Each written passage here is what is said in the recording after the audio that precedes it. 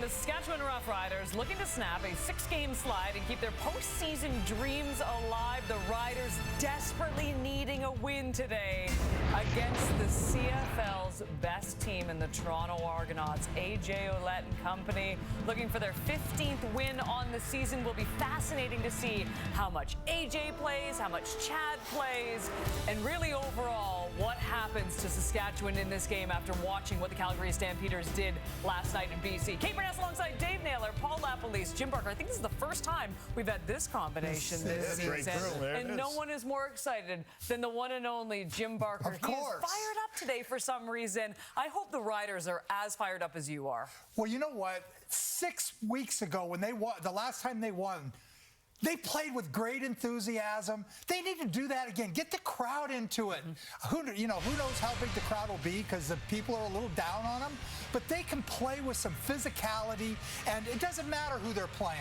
It doesn't matter they're playing the best team in the league. Go out and show that you care about this thing. Be physical. Play with enthusiasm. Have some fun, Lapo. I love you talking about the run game and physicality because that's what's got to happen. They got young quarterbacks. Build a run game around these young quarterbacks because you've got a really good defensive line with an okay O-line and young quarterbacks. Saskatchewan's thrown more interceptions than any team in the most turnovers in the CFL. Get some rhythm with the run game. Don't put it all on young QBs. Yeah, it was turnovers that undid them against Calgary a week ago. They actually otherwise played pretty well against the Stamps, who of course showed up last night in BC. But look, the fans in Saskatchewan, they just want to see a win. At this point in the year. From September the 4th onward, the last 2 seasons, this team is 0-13. There's a way. This is just the optics of this. They need the game, but the optics of it as well are terrible for Saskatchewan. It's amazing to think this team was 6-5 at one point. They beat the Winnipeg Blue Bombers on Labor Day weekend, their last victory. I remember that. NBC, they just smashed people on special teams. They did. They physically had fun playing. Do it again. Let's do it again for the young fans in go, Saskatchewan. Kickoff coming up right after this.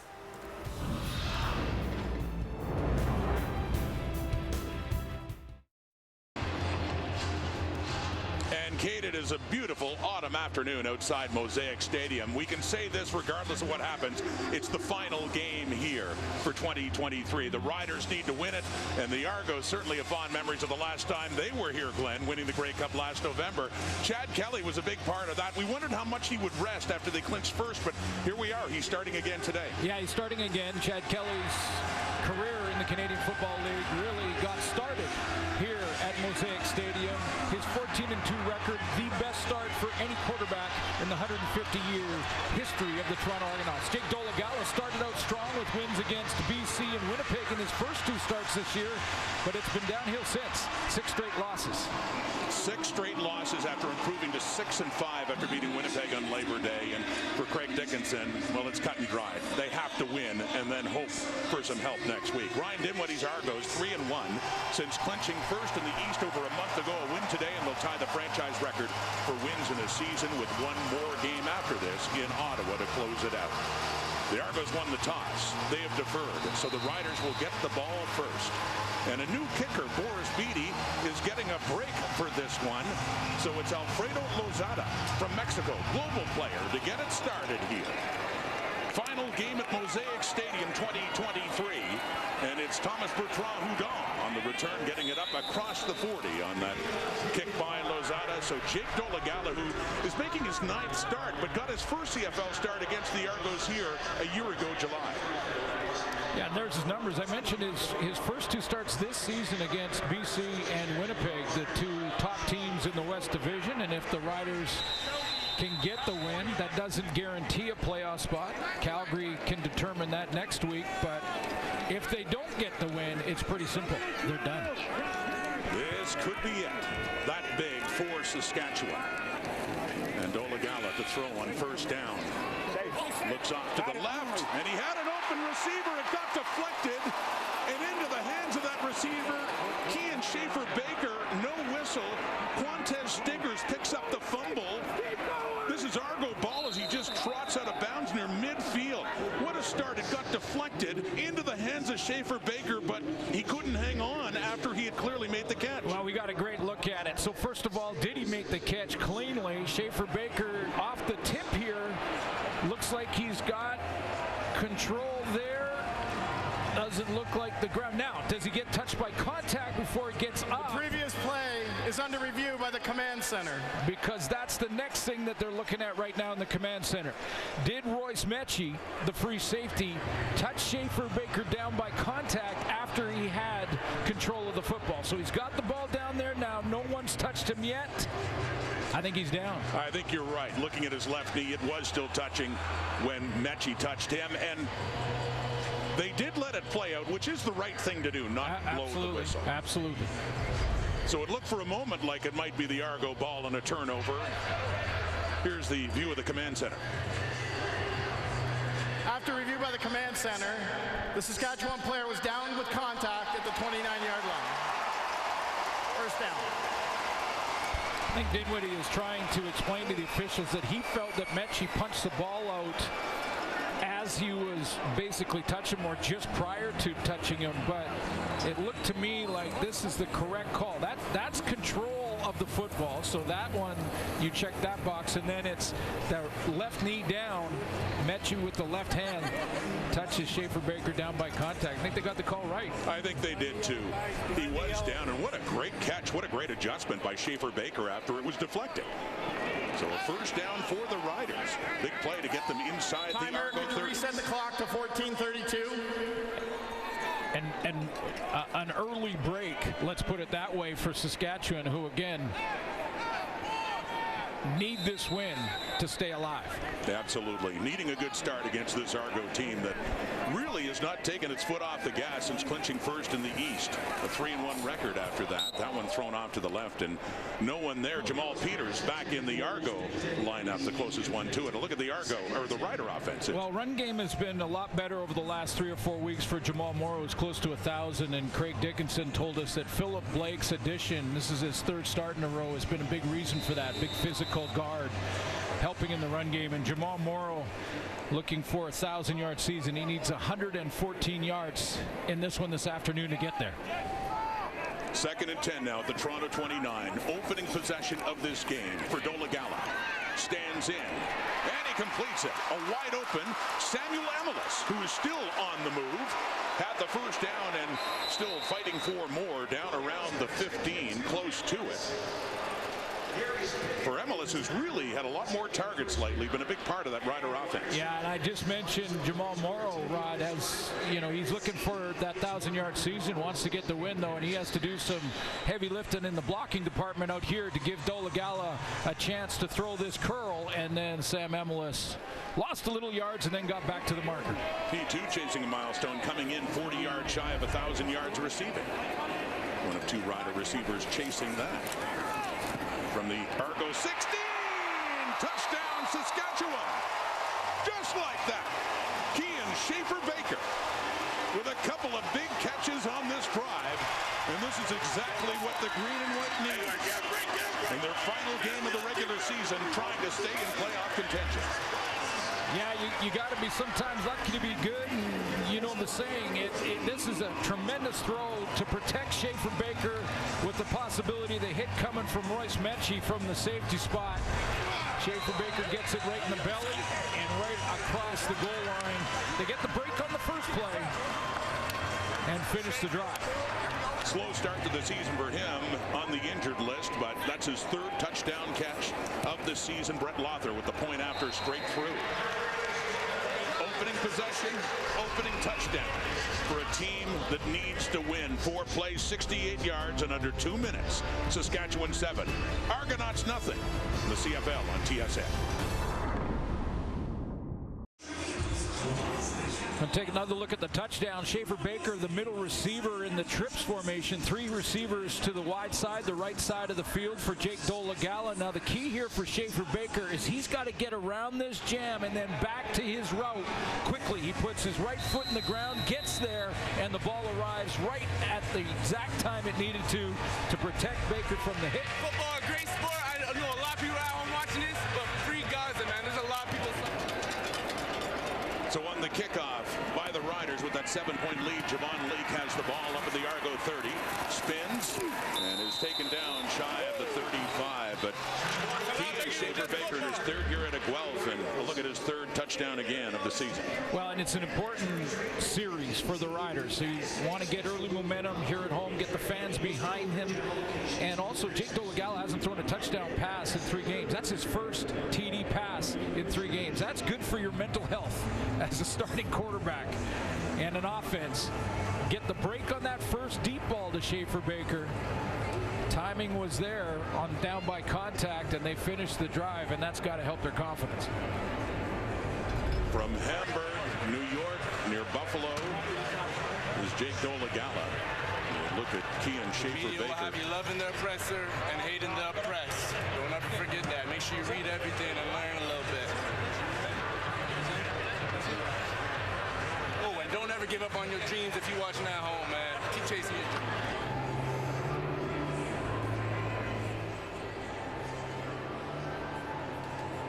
Injured players Daniel Kwamu for the Argos. We'll take a break. Back after this.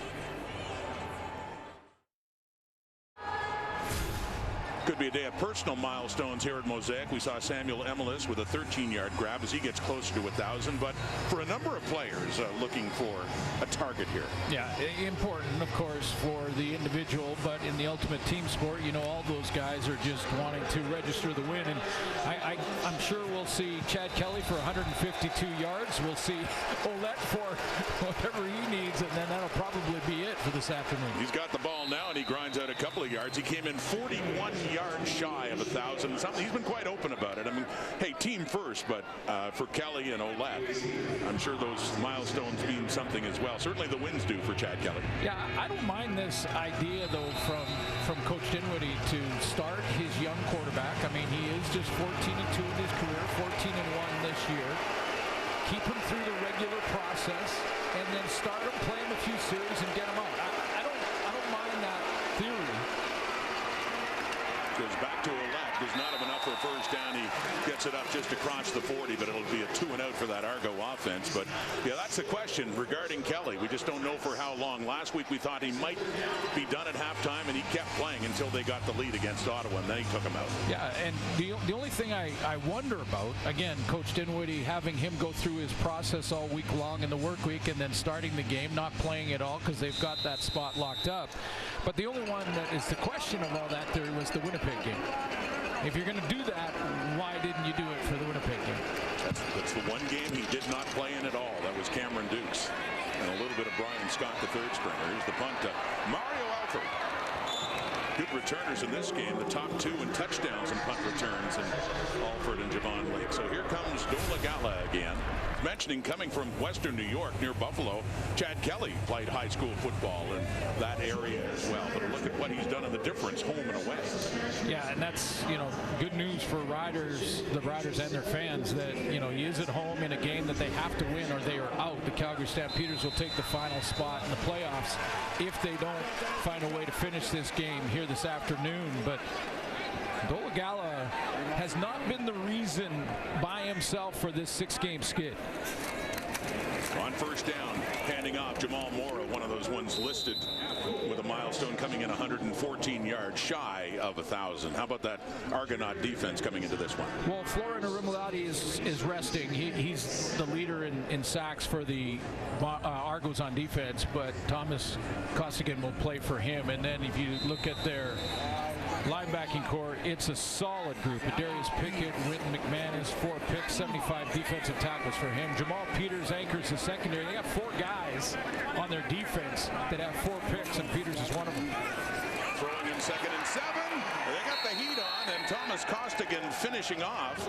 Robbie Smith coming in there as well to put the pressure on Dolagala, who is sacked. The team with the most sacks in the Canadian Football League adds to their total there. Yeah, take a look. Costigan's on the left side as well, so there's kind of a team meeting as they get there. And when you take a look at this front 7 for the Argos, it really is the strength of their team.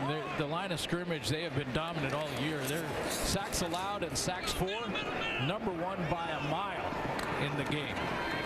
Javon Leake on the return. He had a big punt return for a touchdown the last time these two teams met. Touchdown Atlantic back in late July. So Chad Kelly, first possession, went 2 and out. Back on again. The Argos looking for their 15th win of the season, but they're down here at Mosaic, 7-0.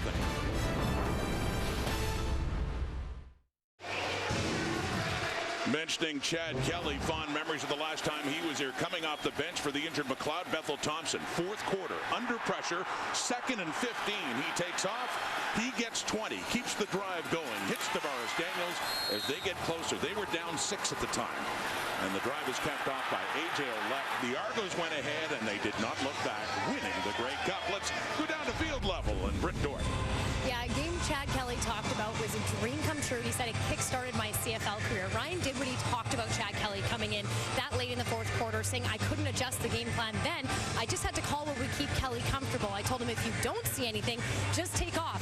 Well, you saw it there. On 2nd and 15, he took off on that pivotal moment where he got the first down. Every player I talked to this week said there's extra motivation to have that same feeling here today that we had the last time we played in this stadium. Chad Kelly also saying it's surreal to be back and surreal to have this good of a team this time around. And Brett, they stick to the running game now in the 2nd possession back to Olette. But we talked to Ryan Dinwiddie earlier about Chad Kelly and that moment in the Grey Cup. That also set the table really for this year and the trust they had in him to be a number 1 quarterback. Yeah, absolutely. And this year, signed him to a contract extension. And wow, was I impressed how he handled that. His passion for the game, his study habits to learn the nuance of Canadian football.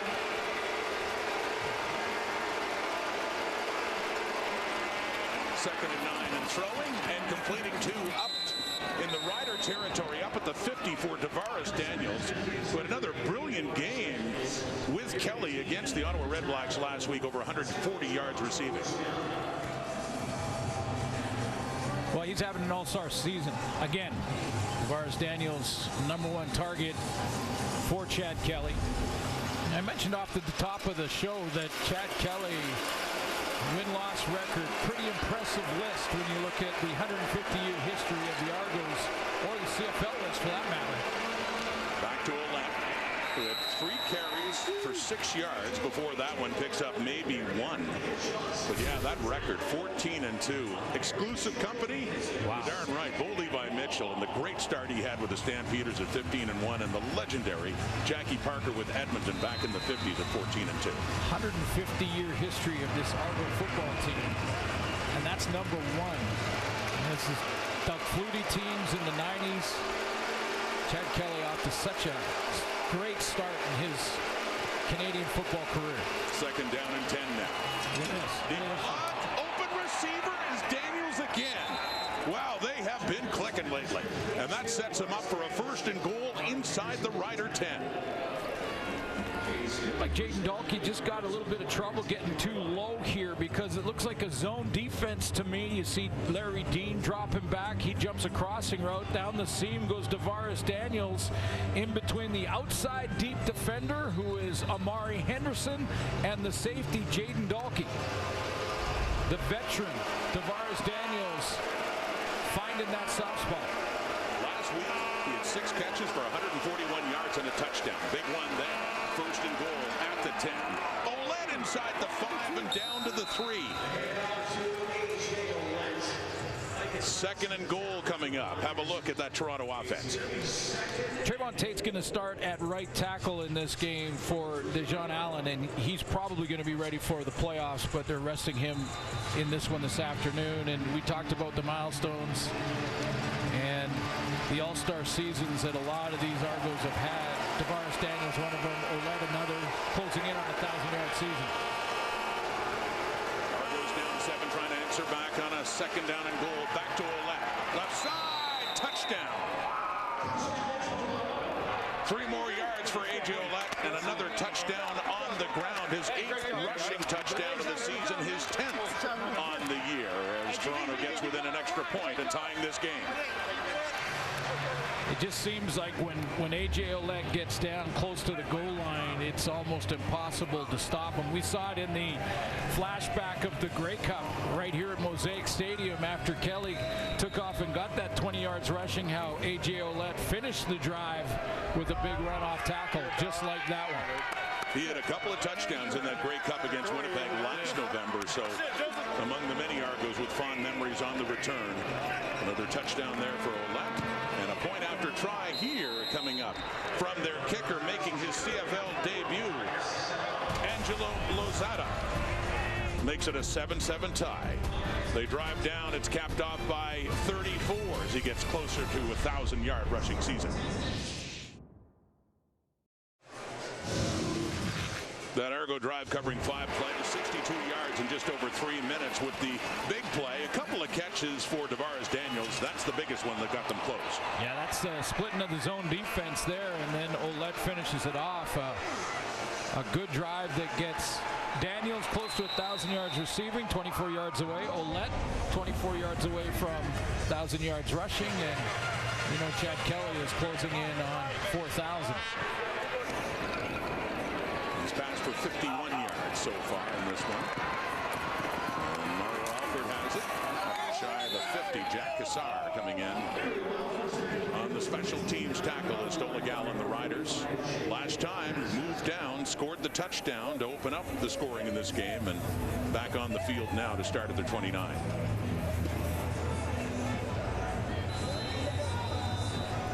Riders had the lead against Calgary last week, but could not hang on in the second half. 1 point led by 13. More first downs than Calgary, more yards than Calgary.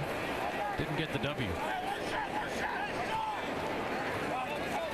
Ball now spotted up at the 30. The toss to the right to Jamal Morrow. And Argos have that all wrapped up. It's going nowhere. Maybe a loss of a half yard. Boy, Corey Mace's group on defense just so good at the line of scrimmage, and it doesn't seem to matter where they are in the rotation, whether it's Jared Brinkman in there in the interior, Sean Oakman, Hendricks. I mean, lead the league in sacks by a long way. I mean, 63 total coming in. Got one here this afternoon already. Got Brinkman at nose right now. Dolegala. Completed pass. That's Kean Schaefer-Baker as the Rider touchdown in this game, and a first down. Schaefer-Baker getting some yardage early on in this one, up to the Rider 48. Key here against McFadden is to get again around the jam and back to your spot. I mean, it's one thing to get pushed out of your lane. Most receivers will have that happen to them at one time or another in a play, but you got to get back to that spot, and the timing there between Dolegala and Schaefer-Baker is on this afternoon. He has 3 catches, 72 yards, and a touchdown. From the Rider 48, with time, deep look. Down the left for Bain. First target for Sean Bain, one of their top receivers, and it is just a bit too far. Yeah, top guy. I mean, he's had a great year. He's had a 1,000-yard season, basically. He's closing in. We've talked about the Argos that are looking at that milestone. He's one of them as well. He's led their team in the big plays, the 30-yard plus plays for Saskatchewan. Some of those coming on little bubble screens that he takes the rest of the way. He and Emilus looking at a 1,000-yard season.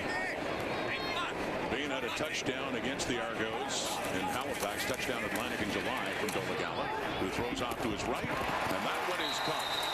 inside the Argo 50. First catch of the afternoon for Mitch Picton, and another first down for the Riders on the move. See, Quantez Steger's out there in coverage. He's so close that he's too close. He's 42 is all over Picton here, and almost thought about cutting underneath, and then got in that spot where he was a little late to cut under and a little late to make the tackle, and just had to push him out of bounds. In his 7th season out of the University of Regina, Mitch Picton. There's Bain's first catch as he turns it up. And he's still going inside the 30. Little stiff arm there for Pickett. But another first down. And this Rider offense has looked impressive so far in this game. And that's what I mean about the 30-plus plays. It's tracked by the league and stat on the big play in the big play department. He had 8 coming in, and he's done a couple of them just like this. He catches a bubble screen behind the line of scrimmage, makes a bunch of guys miss. Low center of gravity, good feet, quickness, and the big play by Bain. And he is 6 yards shy of 1,000 receiving now. A lot of running after that catch. Gain of 26 down to the Argo 23. Another pass, and off the fingertips that time of Schaefer Baker, who was inside the Argo 10. Dolagala really threaded the needle there. He didn't have much choice on the accuracy of where he had to hit Schaefer Baker here on this route. I mean, he's going. Watch how he's trying to weave his way through the linebacking core and how close they were. I believe that's Pickett. No, it wasn't Pickett. Jordan Williams right underneath that drop, but that's how close he was. 2nd and 10 now. Tie game 7-7 from the Argo 23 with time. A look into the end zone. Little bumping there, and it was falling into the hands of Royce Metchie, who could not hang on, but the bottom line is it is incomplete, and it's a field goal situation coming up here for Saskatchewan. Talked about that jam and Schaefer Baker a couple of times doing a real nice job of getting around this. It's not really a jam because you can't make contact that far down the field, but you got to get around that DB and back to your spot. And you see how McFadden cut him off from getting back to the spot that time? That's why that one's incomplete. Adam Corsack will put it down at the Argo 31 for Brett Lother, his first field goal attempt of the day. And it is through. And the Riders have their 2nd lead of this ball game, following up the touchdown drive with 1 down for a field goal. Big game last week for Tavares Daniels, who's having an all-star season. You mentioned his game against Ottawa. His 2 games against Ottawa, he's over 300 yards in the 2 games this year against the Red Blacks. Big one last week. 141. Picking up where he left off this afternoon. And as he closes in on that 1,000, that's a milestone he's never had in his career. Closest in 16 with Calgary's Rookie of the Year. Had to double check that. Really, the kind of career he's had. Yeah. I mean, winning just about everywhere. Look at what's happened where he's gone. I mean, just if Tavares Daniels is on your team in the receiving card, you're winning 70% of your games. and getting to the final, getting to the cup. And you saw the question marks. And just because this Argo team has the record they have and have locked it up as early as they have, doesn't guarantee you anything. 2nd and 7 after the left carry for 3. Kelly's waving them, trying to find an open receiver, and he does. That is caught by David Unger inside the Rider zone. He is taken down by Nick Marshall at the Saskatchewan 50. Well, we talked about the front 4 on defense. How about the offensive line giving Chad Kelly this much time to basically orchestrate to his receivers what he wants? He's the conductor back there of the band, and he's just waving and moving the baton back and forth. You cannot cover this long in a 65-yard wide field and stay. He's going to find somebody open with that much time. Under in his first year with the Argos, a first down from the 51.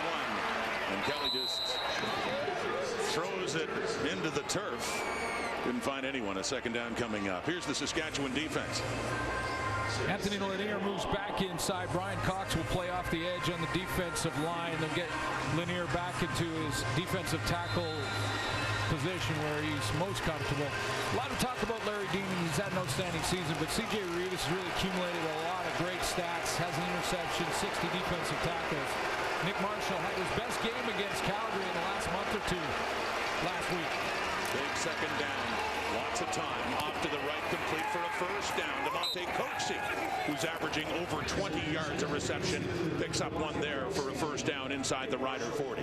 See Chad Kelly with lots of time. When you get lots of time, a receiver can really work the route the way he wants. This is a deep out route, and that is a throw you don't see often if a quarterback's at all getting any pressure. But if he's got time, your receiver can go up the field 15, 20, sometimes 25 yards, then put the brakes on and come back to that out route. Gets it down to the 37 of the Riders. Argos on the first down. Oh, pressure coming from Brian Cox. Before Kelly could get it away and a live ball is out. Who's got it? Riders looking for a big turnover. They've got it. The fumble forced by Brian Cox. Kelly coughs it up. Saskatchewan football.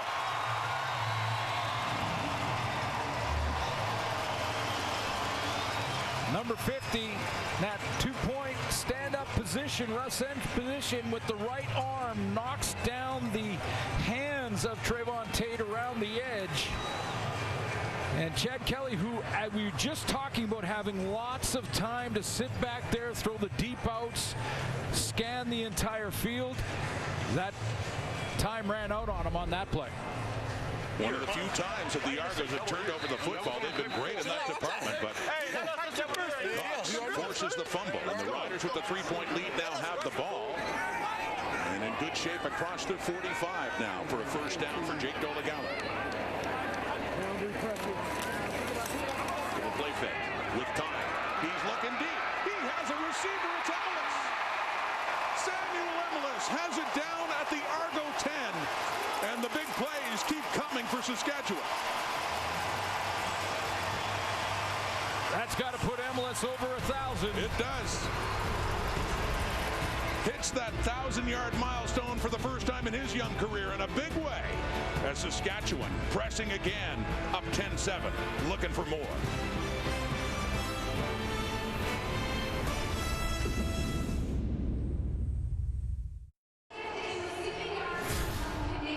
Through one quarter here at Mosaic, it's 10-7 Riders, and they're pressing for more. And 169, that's their net offense, yardage-wise, Glenn. And this is a team that has to win, and they're playing like a team that has to win.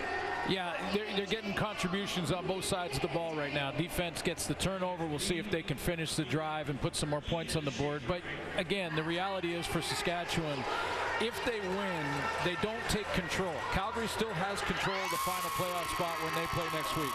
However, if they lose, they're done. And they're playing like it. So that's the only choice they have right now. Win the game and then hope next week. And you're right, that loss in Calgary last week really hurt them even more from the standpoint that they lost control of the fate of their season. Stampeders winning last night in Vancouver. But hey, they do know this. They lose, they are absolutely done. So right now, pressing for more against the Argos. From the 10, end zone, intercepted. Quantez Stigers snuffing out that drive by Saskatchewan. After they were pushing down following a turnover in the Kelly fumble, they turn it over right back. Stigers with the pick. Great players bounce back when they make a mistake or they get beat. It was Stigers who was covering Emelis on the deep route that got him down there. He was in good position, didn't make the play. Emelis did, and he just let that one go, flushes it, plays that corner, comes off his man, and cuts underneath this throw. If Dolegala puts a little more air on that, you know, maybe Bain has a shot at it, but that's a great bounce back play from Quantez Stigers. Ryan Dinwiddie was talking about how between him and Jamal Peters or whoever was playing corner at the time, on this first down, and that's Dejan Brissett. I was going to say they no longer flip the field in the boundary. They just keep them as left and right. But interesting because of Stigers' versatility. Offside. Saskatchewan number 94. That penalty be declined. The result of the play is a first down. The other thing is I think this Argo defense loves their give-take category. They love how many times they have taken the ball away and how few times they have given it away. And when they had the fumble, they said, we better get that one back so we can get back to even immediately. Didn't take them long. The differential there between these two teams, by the way, is 45. Just went back to 45. But Stiggers Benton, good work. In behind the line, coming in, C.J. Rivas on A.J. Willett. C.J. on A.J. And there's lost yardage in the first down for the Argos. Yeah, I mean, that's what I meant about highlighting him defensively, because he has had an all-star caliber season. He's coming off the edge here, and second to Larry Dean in tackles, and Larry's had a great season as well. So he's the leader of that defense, and deserves the accolades. But C.J. Rivas has put together a great campaign. Loss of 1, second and 11. Argo 44 after the pick. Still just a 3-point Saskatchewan lead with Kelly stepping up. Throwing it deep and a little too far there for Daniels. Falls incomplete. And the punting unit will come on now for Toronto. See some great route running here from DeVaris Daniels. Look at him lean outside, really sell the outside cut. And then look how wide open he is. Chad Kelly bought himself some time so he could get open that far down the field and just missed him. The Argo punter, John Haggerty, has missed the last 8 weeks with a knee injury. Boris Beattie sitting today. He'd been doing the punting while Haggerty was hurt. Haggerty is back. The Australian, one of the top punters in the game, gets it away to Alford. Down at the 15, up across the 20. Jamal Morrow getting closer to 1,000 yards rushing. More importantly to him, trying to keep his team alive today. Rider ball when we come back.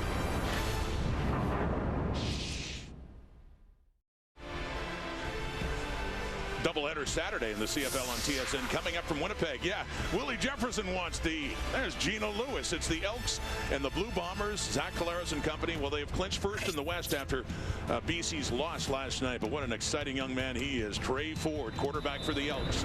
Got that one coming up. How do you like Trey Ford and Nathan Rourke as our quarterbacks for the Olympic flag football team? That's an interesting idea. Can you imagine? That tag for Canada. There's Jamal Morrow. We mentioned him just heading into the break. There's his biggest carry early on in this game. And a first down for the Riders. Yeah, just crucial to get the balance in the offense. And Kelly Jeffrey, the offensive coordinator, who I think done a good job of spreading the ball around at times. Like most coordinators in Canadian football will sometimes forget about that tailback and his importance. But Jamal Morrow's come on in the last month in a big way.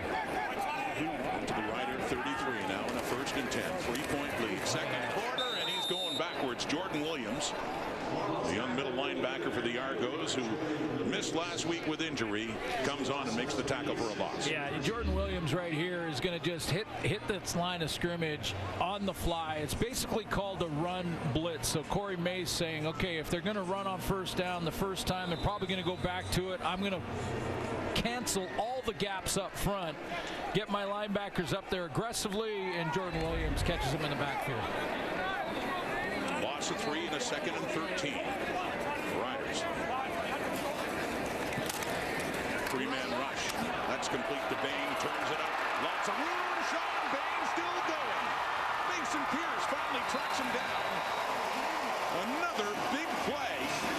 Turned in by Bain and that Rider offense to get them deep into the Argo zone, and Sean Bain goes over 1,000 yards receiving. Yeah, so Bain over 1,000 in style. This was 2nd and long after the loss, so big play here for 15. Emelis on a deep ball goes over 1,000. Again, both players would trade all that in for a W.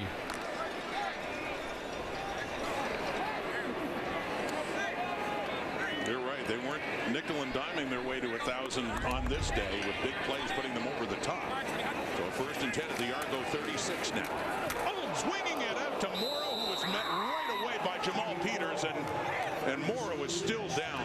Peters had him teed up as Morrow looked back to catch that short pass. Yeah, this is I saw that one coming, and And Jamal Peters was in a zone. When you're in a zone in the secondary, you've got all your eyes are right in this area. You're looking at the line of scrimmage. You're looking at the quarterback.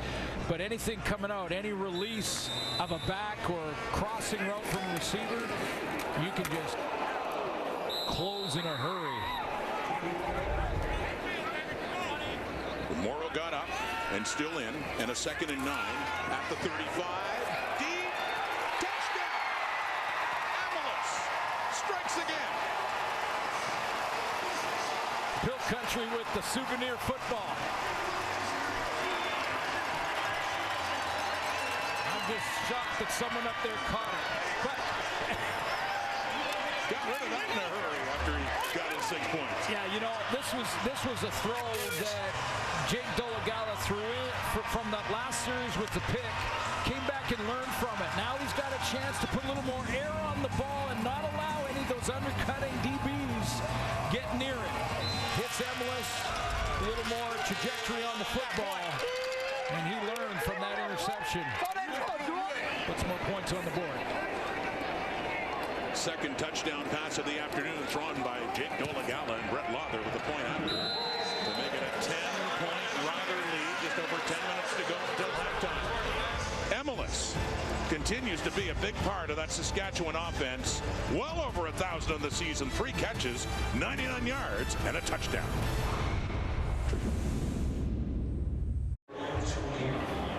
Great throw and great read from Jake Dolegala. This is a cover 2 zone look, and one receiver from the inside is going to hold Mechie so that he can't get down the rail to this outside. If you get a cover 2 look with a zone look like this, all you have to do is influence and hold that safety, because he's got half the field to cover. He can't get wide to Amelis. And a great read by Dolegala and an even better throw. They're racking up yardage. Bain, Schaefer, Baker, and Dolegala has thrown for 256 so far. Here in the second quarter, of course, it means nothing to the Riders if they can't hang on to this lead. It's up to 10. A short kickoff, and it's Javon Leake. And a good place to start for Chad Kelly and the Argo offense, just across their 50. So we're into the second quarter. Still seeing Chad Kelly. I know they're behind, and I know that would bug him. It seemed to last week, and he didn't deny it. They were trailing when it looked like, and we were looking at the body language on the sideline, that Ryan Dinwiddie wanted to pull him. And Cameron Dukes went in for one play, and after that, Kelly came on. They were down by 4. He engineered a couple of scoring drives. They went ahead, and then he got out of the game. Yeah, I think it's risky, but... Faking to the left and completing that one. Second catch of the afternoon for Unger across midfield. You know, and like I said off the top, I like the idea for Coach Dinwiddie to start him, let him go through his work week progress or process, and just make sure that he is preparing, because he's still young in his career. However, the longer he stays out there, the increased chance of his, follow through and his thumb hitting a helmet or, an ankle or something small that bugs him throughout the playoffs in a game that has nothing to do with the standings for the Argos. Stands in, completes it for another first down inside the Rider 35. So back and forth they go. Tavares Daniels following up last week, and that big performance with another good one so far in the first half. And these guys are competitors, and these guys are guys that want to go out and win every game. I mean, if you play cards with them, if you play crib with them on the plane, they want to beat you badly, and that's why they're playing at the pro level. So don't think for a second Chad Kelly's okay with coming out. Well, he's getting closer to 4,000 yards passing on the season, too. He completes that one to Brissett, who gets it down near another Argo first down. It looks like it'll be close. Or excuse me, sorry, pick up a 5, not close. Not to mention the overall record for the Argos that is, I think a smaller part. It's probably down the priority list a little bit, but it is important. They've got 14 wins. They're trying to get to 15, and could they get to 60? And 16 is the most any team has ever had in the CFL. Kelly all day. Oh, it's intercepted. Nick Marsh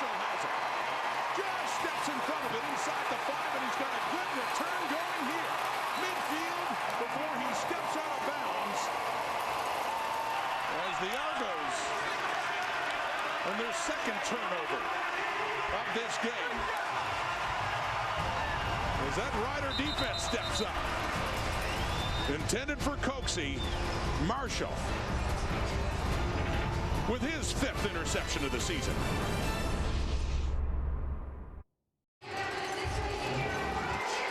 Riders play straight man-to-man defense. Watch Nick Marshall flop hips. He's on outside shade of Coxie on this route, and then he's going to switch hips right there and get inside. Now he's on the inside of Coxie in a man-to-man situation. That doesn't mean you can't execute the play offensively, because he does get some separation, but what you can't do is underthrow it.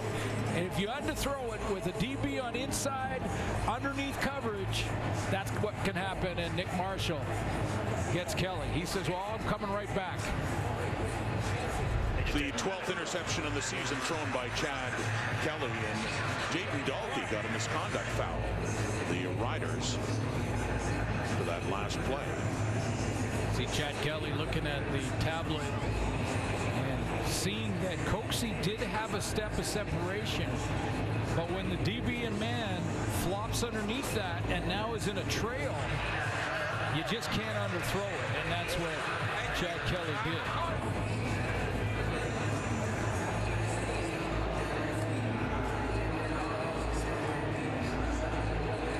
So they march off that penalty against Dalkey, pushing the Riders back into their zone.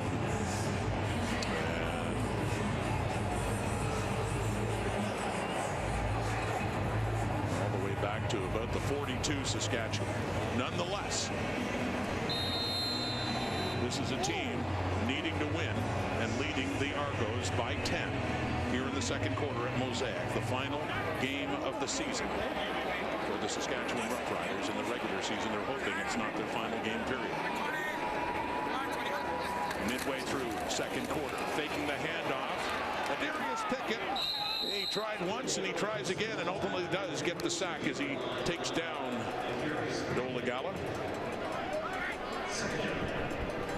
Yeah, that play for Dolegala, just, it was either a decision or just a little bit of sloppy execution, but you see Pickett figured it out, and Dolegala kind of lost the handle of the football, so he was just trying to recover,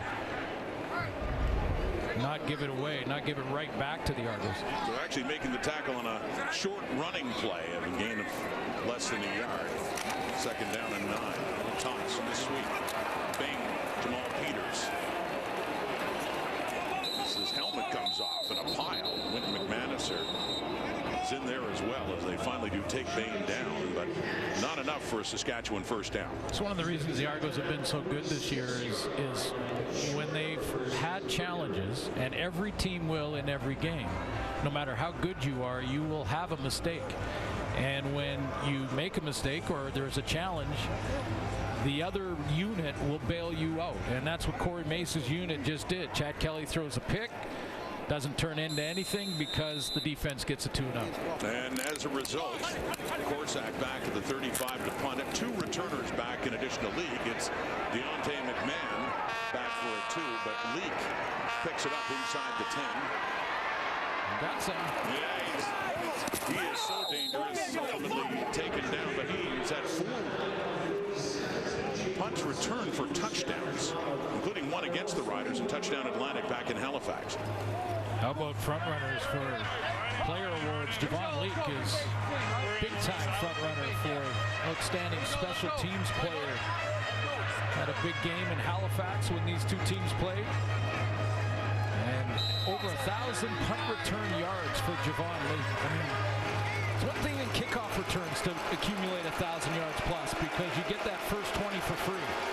But in punts, you don't. He's been averaging, leading the CFL, averaging just around 15 per return on punts. A.J. Ouellette, he breaks loose, and he's still on his feet. A.J. Ouellette has been chasing a milestone as well, wanted to get his 1,000 yards.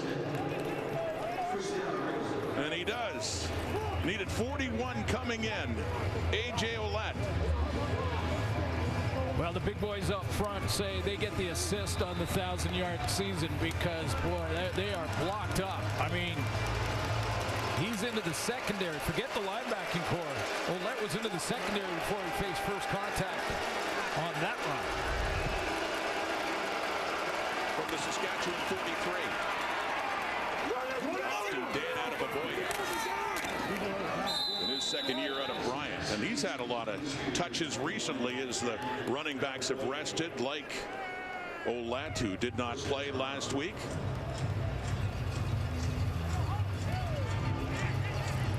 A.J. Ouellette now 45 yards, needed 41. He's over 1,000 for the first time in his young career. And when asked about it, he wasn't shy about it. The number meant a lot to him. He wanted to get there, the 4th this season to rush for over 1,000 yards. Well, it's bobbled and it's picked up by Aboya. Just takes it, and how do you draw that one up? Well, you don't.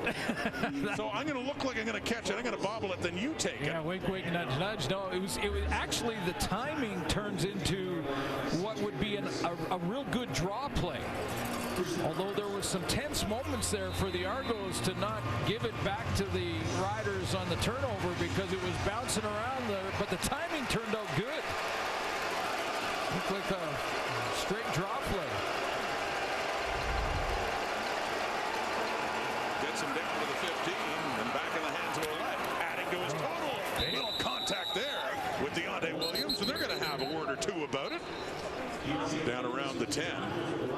Ouellette put his head down, and Williams was ready to take him on. We've seen A.J. Ouellette do this a ton, and that's one of the reasons he's one of the top backs in the game, and he's going to lower his pad level, but I'm going to give full credit to Deontay Williams here for stepping up and putting his body in harm's way and taking that on, because he's not a tiny DB, but Ouellette's a load. He's coming after you. He's a train when he gets going. 2nd and 5 from the 10. End zone, no. Looking for Tommy Neal, who, if you're watching last week's game against the Red Blacks, had so many opportunities for touchdowns. One called back by penalty. Another chance they just missed clicking in the end zone. And Neal, another chance for his first touchdown of the season, but no. Yeah, he's mad at himself. Neal he's got to get his head around. He was reading coverage, but he took too long. He's got to speed read it and get the head around, and Chad Kelly will quickly remind his young receiver of that when they get back to the bench. So instead, Lozada from Mexico comes on for his first field goal try. He was an all-star in the Mexican Pro League and the leading scorer all-time in that league in his CFL debut. Lozada with 3. Back to a touchdown lead by the Riders late 2nd quarter. We have a big halftime coming your way. The good Riders, the good and the bad of Chad Kelly, the boys from Huddle Up stop by. And is Jim Barker still as fired up right now as he was before the game, JB? Of course! Whoa! Saturday afternoon, let's go. Okay, Jim's always fired up. Doesn't always show it. Keeps a little quiet, and then, yeah, he's all charged up for this. Looking forward to all of your comments coming up at halftime. Blitz coming. Dolegala gets it away, completes it to Bain. They're arguing he bobbled it as he was heading out of bounds. And that ruling is a catch for Saskatchewan. They'll take a look, I'm sure. Protection there for Dolegala, because this is a blitz by the Argos defensively. A little juggle here. Did he get his feet in and control? You only need one. They moved it up across midfield. They got the play off. It was a catch. And it's Jared Stearns with his first catch for the Riders in the afternoon. And another first down. Quickly, Saskatchewan coming back inside the Argo 40. You know, the one thing that jumps out at me in this first half is Jake Dolegala is playing very well. Tremendous confidence in a lot of these throws, making the right reads, understanding coverage. The one pick aside, it's been maybe his best half. It's been, I mean, he has one 400-yard game. But this first half that he's having at 292 Timeout. passing. Saskatchewan. is territory. So the timeout called by the Riders, that's territory that Dolegala's never been. They're close to 300 yards and a half. Yeah, exactly. And the lead against top team in the league and playing their starters and Chad Kelly and AJ Ouellette. So yeah, I think it's been a big half. Couple real good throws. That one that he learned from immediately to Emilus on the pick and goes back and hits him for a touchdown to Bain. So I think it's been maybe one of his best halves in his 9 starts. Got one start against the Argos here a year ago, July, and then he went in, relieved Mason Fine against the Argos in touchdown Atlantic, went 4 for 5 for 100 yards and a touchdown in that loss. And then when Fine a couple of weeks later was injured in Montreal, Dolegala has been the Rider quarterback ever since. 1st and 10 at the 38. Blitz coming, gets rid of it. And a little too far for Picton with Peters on him. That's the read I'm talking about, though. That's what I mean about seeing it and understanding it.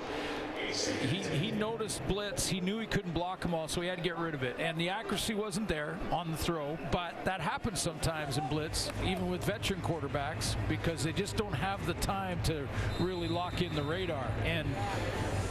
But he made the right read, the right decision, and threw it to a point where it couldn't get picked off. So 2nd down. Just over 2 minutes to go till halftime. It's been a good half for the Riders in a game they must win. Dolegala. And intended for Bain, went past him. Stigger's the closest to it. And incomplete it goes. So 3rd down coming up, and Lawther will come on to see if they can restore the 10-point lead. Yeah, basically matched the field goal that the Argos just kicked.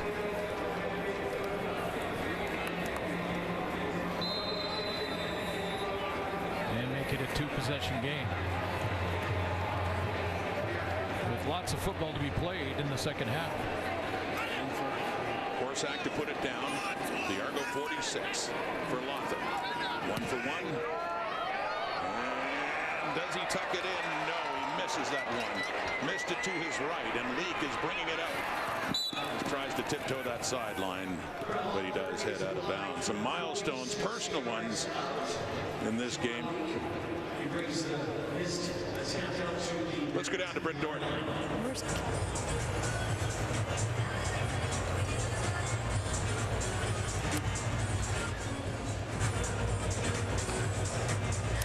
Well, both Bain and Emilus did not think they'd be in the position to get 1,000 yards this season. I talked to both of them this week.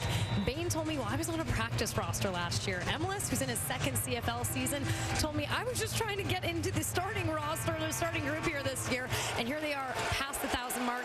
Bain was a little upset when he had that interception happen earlier. Came up to me and said, I'm still going to get it. And sure enough, he did, guys. Yeah, some milestones achieved there by the Riders. More importantly, they need that win. It's in the hands of David Unger again. Up closer to the Argo 30. After the missed field goal try to keep it a 7-point game, the Argos down, still just down 7. Plenty of time here, though, for Chad Kelly to get into at least field goal range. Lock into DeVaris Daniels here, find the louder defense. 1st and 10 at the 30, complete again. Short pass to Dejon Brissett up across the 35. 1:30, yeah, as you say, still plenty of time, especially for an Argonaut offense that's run fewer plays than any team in the CFL, and yet they've been one of the top offenses all year. Well, they're scoring. They lead the league in average points per game, over 33 points on average. And with that previous pass, Chad Kelly has gone over 4,000 yards, so yet another milestone we talked about coming in.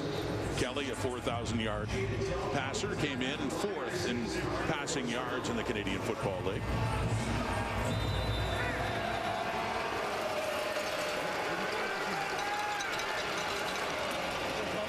Complete to Tommy Neal, cross midfield, 1:11 on the clock until halftime.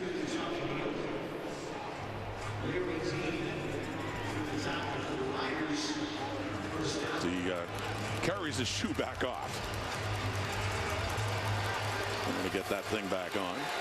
1st and 10. Rider 50. Big plays on offense in this. And that one could have been for Daniels, but he dropped it.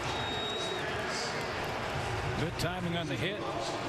just as the ball arrived to separate the ball from the receiver. Tavares Daniels had not been in for the first few plays of this drive, and he was just substituted there for this seam route. Got in behind Larry Dean, and there's the hit, just making sure he can't hang on. But that was basically a drop by Tavares Daniels, which you just do not see and haven't seen it this year. Took the hit from Deontay Williams and remains down, getting attention. That catch, had he hung on to it, would have put him over 1,000 yards on the season. Something he has not done in his career, as we talked about earlier, but gets helped up and off on his own steam. So, minute to go, whether it's this half or the next. We'll get other shots, I'm sure, for that milestone. And get the wind knocked out of him. The Argos do have one more game.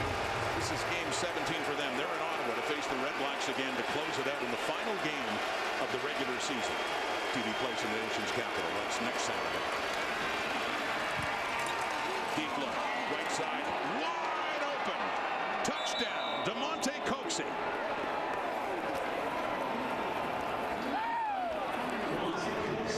We talked about how they do thrive in the big play themselves, and they can strike quickly. Well, that's why, you know, when you talk about not having the highest average of plays per game on offense, doesn't necessarily mean you're not an explosive offense, because you make a lot of these big plays, so one play covers 50 yards rather than 10 plays to cover the same distance, and that's what the Argos have been. They can make you pay. I mean,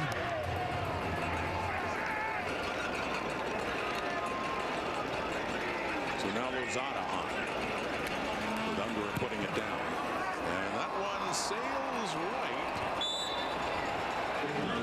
Missed that one for the rookie kicker. Just under a minute to go, so it stays a 17-16 ball game as halftime gets closer. Chad Kelly on the drive that produced 4,000 yards. DeMonte Coxey out there at the wide-out position, and just watch. This is the riddle that is Nick Marshall right here. Nick Marshall gets caught peeking into the backfield and lets his guy sneak behind him, and Chad Kelly just rifles it to Coxey. Nick Marshall has an interception in this game by doing the very same thing, and watch the pressure that Chad Kelly had to deal with. It's going to be Micah Johnson who will stack and then come around here, and he gets the hit on Kelly, who doesn't see his receiver make the catch until after he's in the end zone and then hands up. But that is Nick Marshall in a nutshell. One time he can do that, get away with it, and come up with the pick, and the very next play, the receiver's in behind him, and it's a touchdown for the visiting team. And for all the good that's happened to Saskatchewan in this first half, their lead is down to a single point. The Argos strike fast, get into the end zone under a minute to go. 6-play drive over 80 yards. And here's Mario Alford, who used to play for the Argos back in 2018 before he was let go and moved on to Montreal, and then later the Roughriders last year.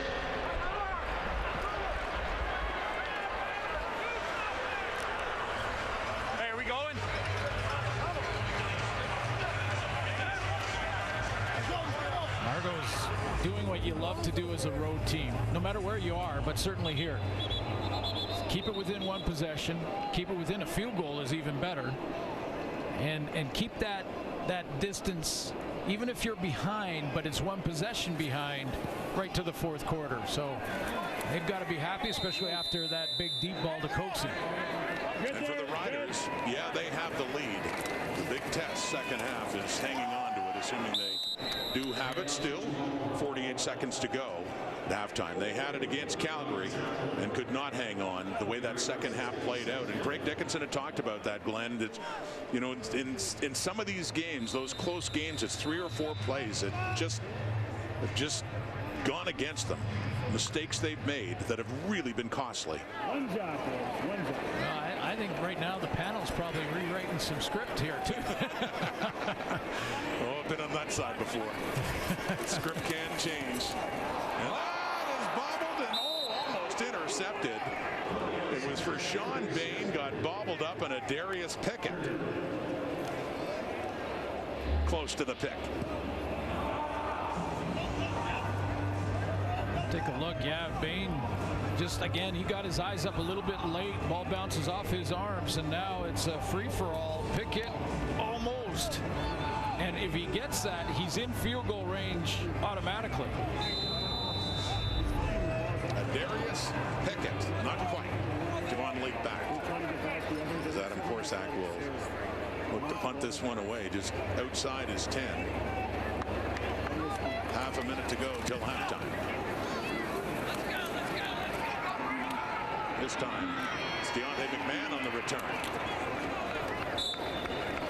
Gets it up across the 45. 16 seconds on the clock as Chad Kelly comes back out again. And do we see him in the second half? Yeah, well, from the games that I've seen, especially last week, and with them trailing, I would say yes.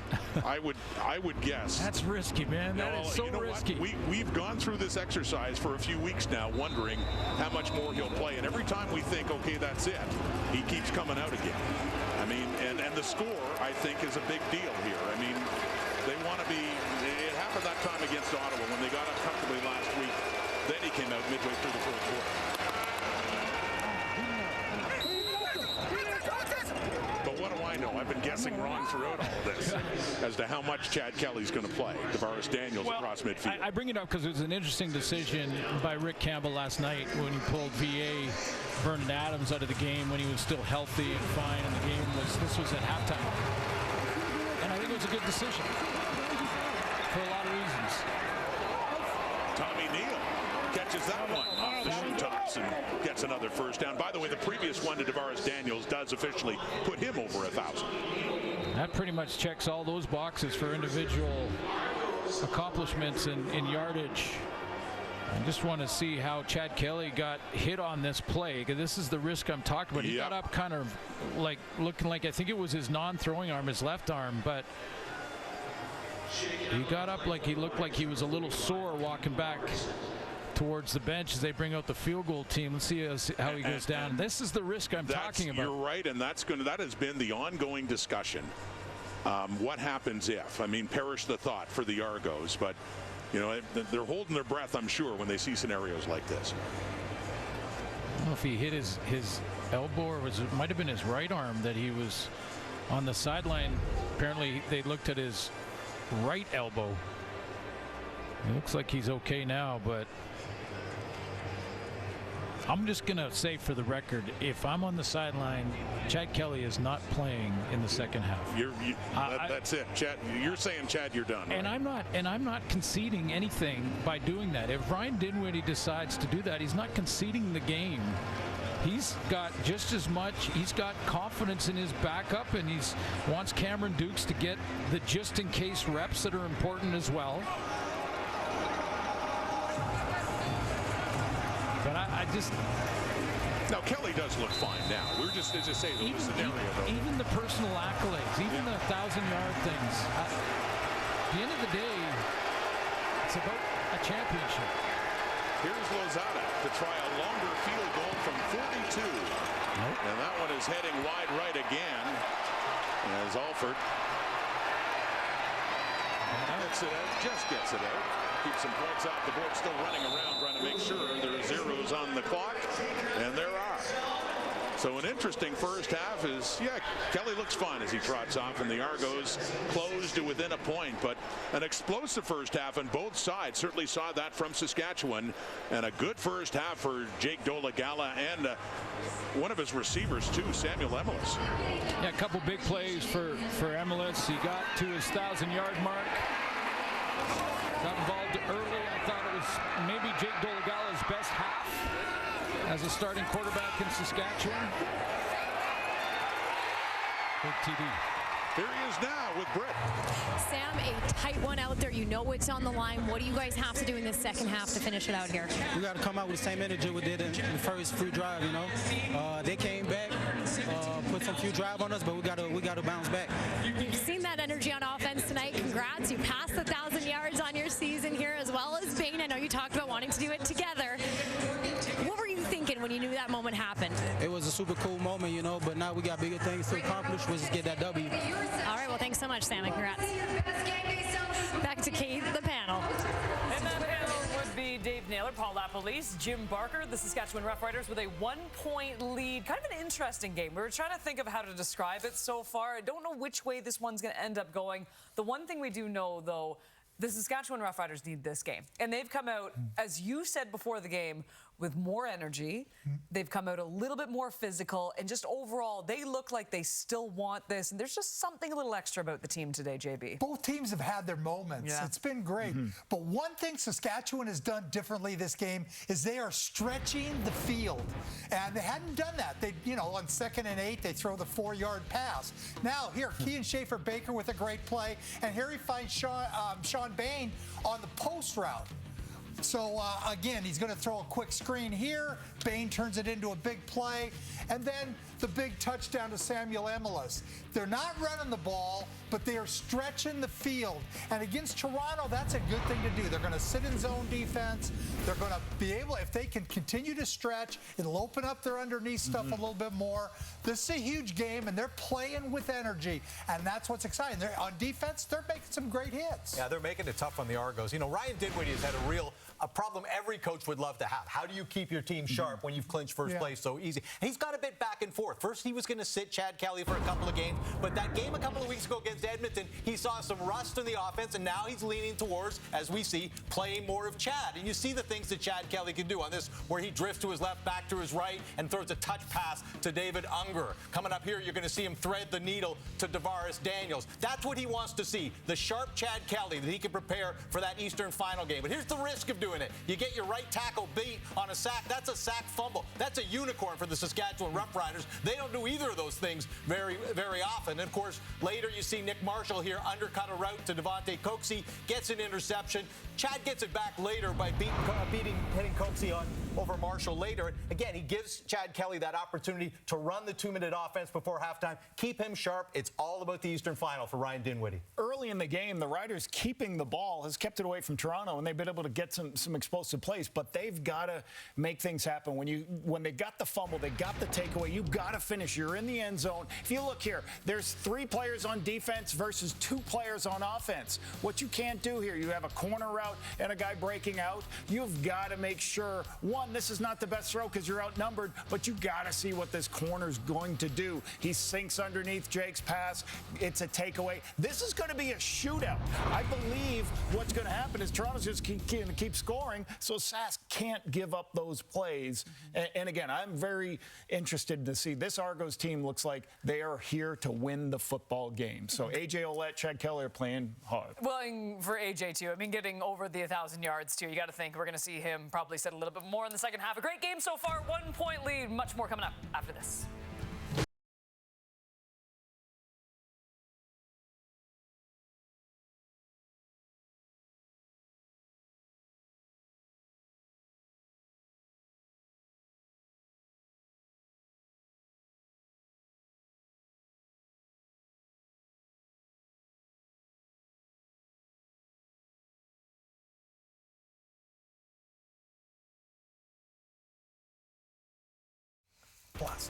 The Winnipeg Blue Bombers have won 9 straight games against Edmonton dating back to November 2018. Can they make it 10? Find out after the Riders and the Argos. For now, though, let's get you to huddle up with Luca and Thomas with Flo Orimolade.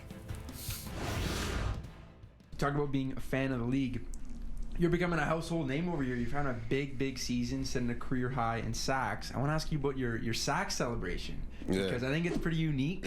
Signing the artwork. Where'd you sort of come up with that? So my friend in college, 2 of them actually, we used to play this NCAA like video game. So we all make our own. So we all have our team and try to be basically like a sort of franchise essentially. But we each get one creative player each year. And I was thinking about like, dang, what should I name my player in the game? And then my 2 boys next to me from school, they're like, name him Sac Artiste. So I was like, okay, that works. And then all my friends at school started calling me that. My teammates started calling me flow sack our teeth, so I let it stick, and then that celebration was like, okay, any artist signs off on his pieces. So after you make an artwork, make a masterpiece, you sign off on it. I think I'm ready to crown that as like the best flow sack artiste, and you are becoming, like I said, a sack artiste this season. What's maybe some what's the key to getting to the quarterback? Because it's hard to do, especially in the CFL. Yeah, I mean, it's true. I mean, I'm in a little drought right now for a few games. So as a pass rusher, you want to get one every game. Honestly, you want to get more than one every game. But I think the big thing is being able that I even spoke about my coach with Coach Mace. He was just saying the big thing is being able to impact the game every single game, being able to disrupt him from his set spot. So the biggest thing is to know where his set spot is going to be. Whether it's just the yard, like, you know, if it's 9 yards, or where does he like to escape? Like, if we can get him away from where he wants to go, it will either give another person an opportunity to make a sack, cause an errant throw, or hopefully a turnover. So that's the biggest thing as a pass rusher. You want to create disruption. I think when you constantly create disruption, you'll start to get sacks. Lotte out of the lineup today, but we will be seeing him in the East Final. Maybe a few more sack celebrations there. Meanwhile, a one-point game. Stats coming up next.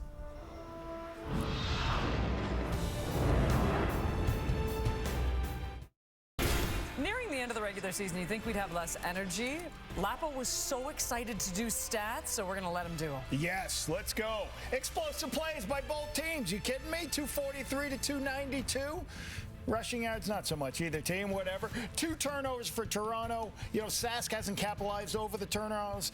Rushing, 13 yards. Come on, Sask. Can you please run the ball? I ask you every week to run the ball. You never do. The difference this game, 2 missed field goals by the Toronto Argonauts. Run the ball, Riders. That's all Lapo asks. Run the ball once for me. Season on the line. We'll get you back to Mosaic after this.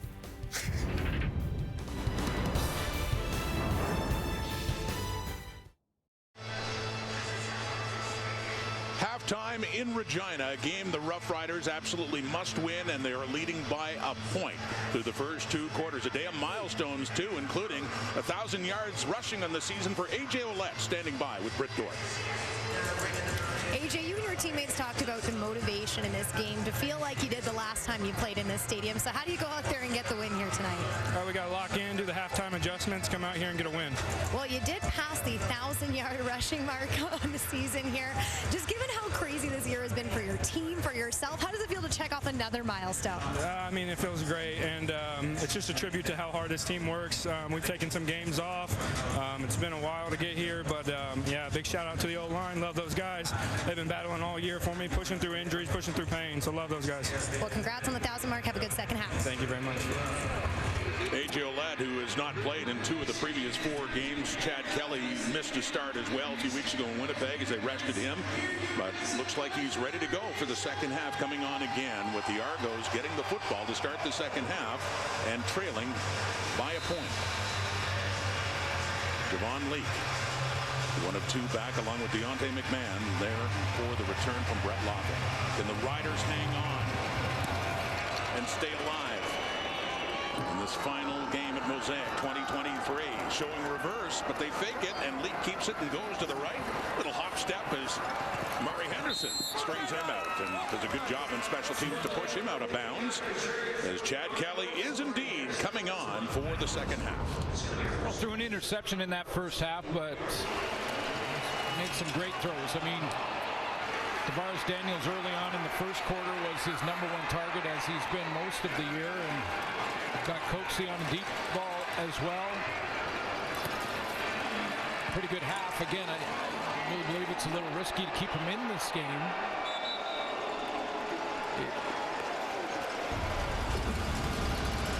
But he'll go in the start the second half. Down a point to start third quarter, handing off A.J. Ouellette.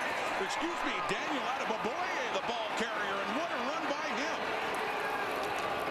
inside the 30. Deontay Williams finally pushing Daniel Adeboboye out of bounds. So mentioning Ouellette's name after getting that milestone, he's just staring and watching his teammate bust off a big run. Ryan Hunter, the left guard, gets to the second level, and that's key because that's Larry Dean. 62 gets up there on the second level right here.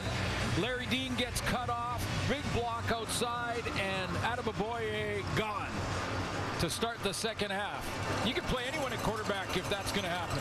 That's what your offense is going to look like. Adeboboye came into the game with 170 yards rushing. He got 59 in that one run alone, and there's an attaboy from A.J. Ouellette.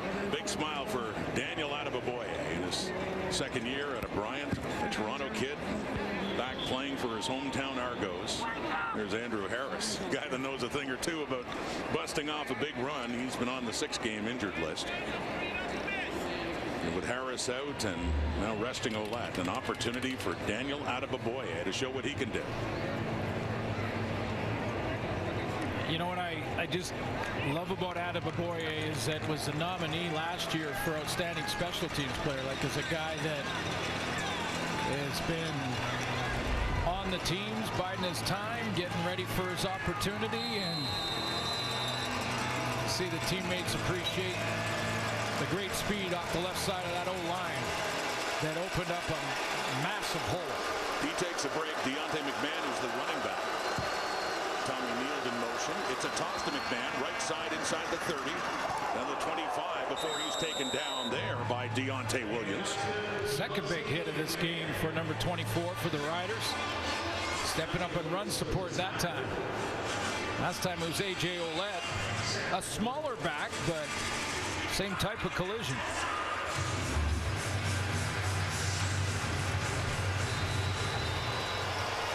McMahon weighing in at 185. He made his debut. That's a hit. Just a few weeks ago in Montreal. Throwing.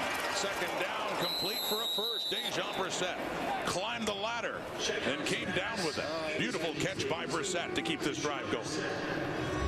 Yeah, these ones take courage. This is where Brissett, he knows what's going to happen. He puts his hand up to suggest he's read the zone correctly. There should be a hole in the zone right here. Chad Kelly sees it, but the ball a little high. And one thing Brissett knows there is he's going to get hit. Dalkey comes inside out, goes up and gets it. Ball is down to the Rider 15. The Argos have not led in this game. They trail by 1. It's handed off. And a short carry on that first down. Adeboboye, the ball carrier again.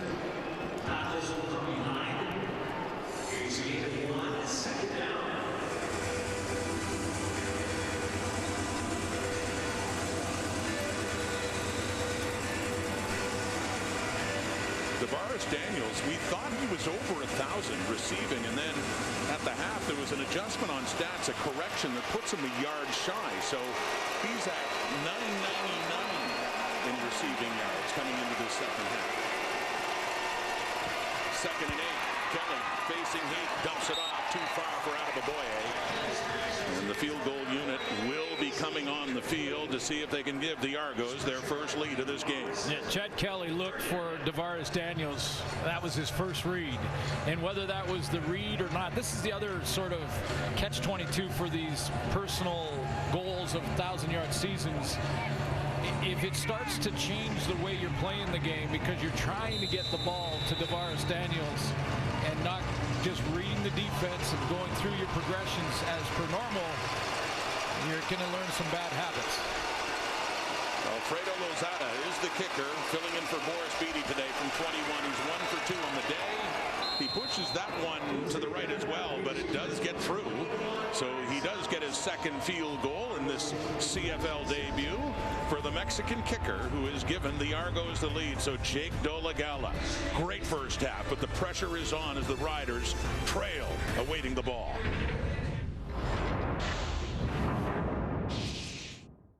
.20 Pacific on TSN and CTV. Brewing up a win after 6 straight losses. They keep their spirits up, don't they? Needing it badly today, and now trailing for the first time in this game. The Riders with the ball in the hands, left side of Jamal Morrow. coach wanted it badly, didn't he, in the panel? I mean, he was saying, come on, Saskatchewan, almost cheering for them. Run the football. Run the football a little bit more. So on first down in the first series of the second half, there you go. Morrow off the left side for a few. They've certainly thrown the football. Dolegala 292 in the first half. Bain 90 yards. Emelis 99 yards. Schaefer Baker 73 yards. Dolegala to throw here. And that is complete to Emelis. Standing first half. That puts him over 100, of course, for this game so far as he pushes it up close to the 50 in a first down. That'll be a short yardage situation for Saskatchewan. Bring in Antonio Pipkin. Just shy, just inches to go. They're 30 of 38 on the season. More attempts in short yardage than any other team on third and short. Failed 8 times this year.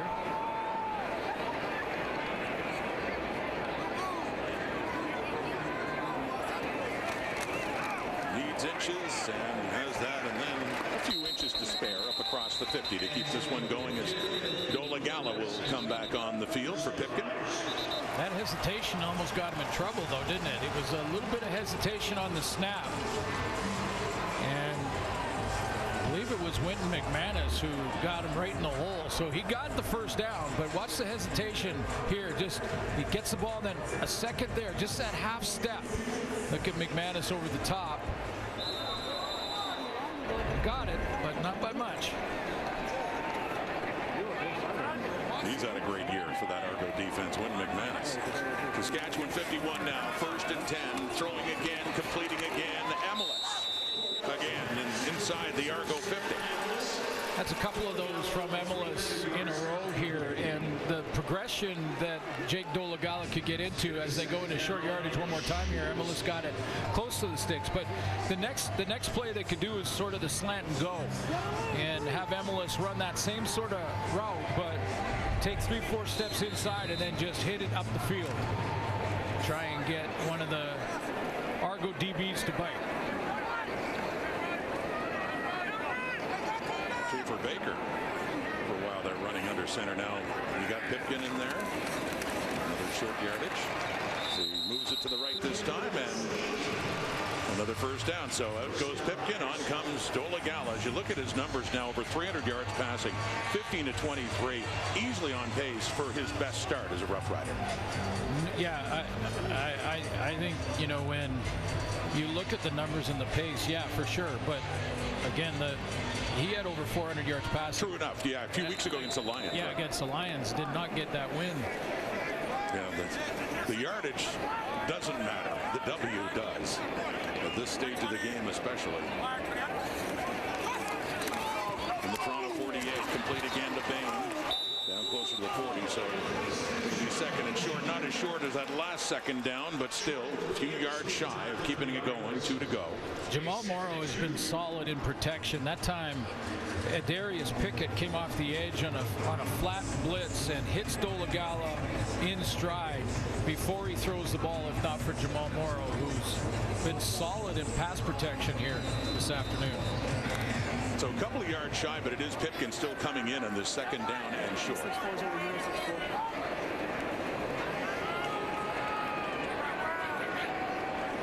You need 2 full yards. And 2 downs to get there. Only need 1. You've got more. Down to the 30 before he's taken down. And a big first down. And flags come out late. Royce Mechie had something going on with Emelis. Little late push. Flags coming out after the play was blown dead. Big wing set here, and he just got outside and trying to pick his holes. Major foul, misconduct, 15 yards. Toronto number 9. 15-yard penalty, first down. Mechie was a little overzealous, I guess, with Pipkin throwing him to the ground, and then Emelis gave him a little bump. Not a big deal. Moves the ball down to the Argo 15. There's a guy that plays the safety position and is in their top 3 in tackles on the season. Dolegala setting up a screen to Morrow. And he breaks loose, picks up a few more yards. He gets it down just inside the 10. Close to another first down. Another second and short coming up here for the Riders. Little reward for Jamal Morrow. I've noticed away from the play a few times where he has been just excellent in pass protection. So Kelly Jeffrey goes for give him the ball, give him a chance, give him a little reward, and he makes a couple miss at the line of scrimmage and some heavy lifting on his own there to get 5 or 6. Second and 4, just inside the Argo 10.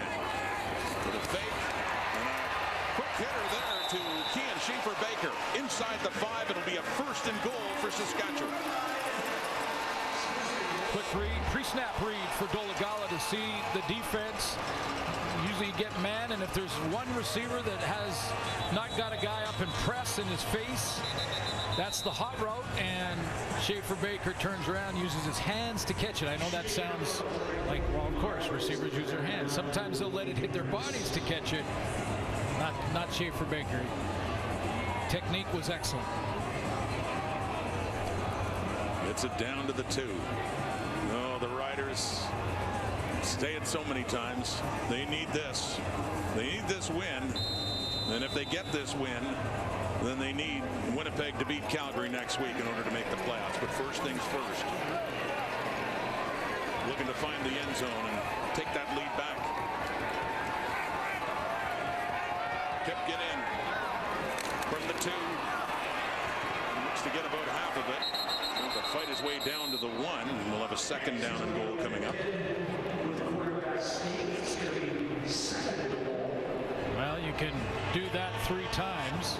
Get first and goal from the 2, and now it's on the 1. So you got leave him right in there.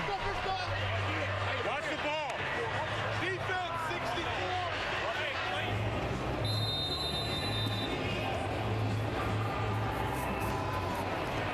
Antonio Pipkin.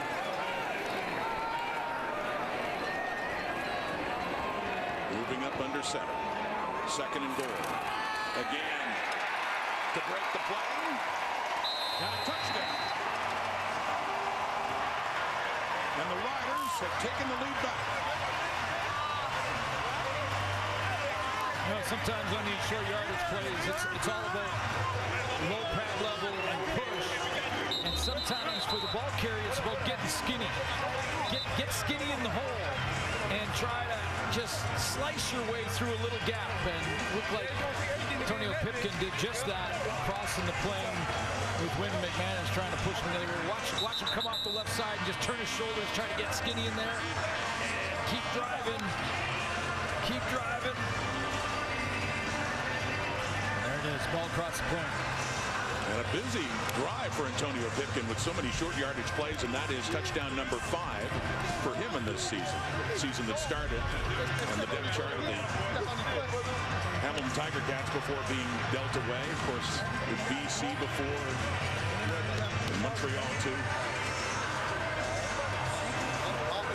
You know, early in the season we talked about should the starting quarterback take short yardage. See Pipkin right there? He's played 3 or 4 plays in this game, and he's beat up doing short yardage. That's why I'm always for the backup or a particular quarterback. Somebody could be your 3rd guy to be your short yardage quarterback.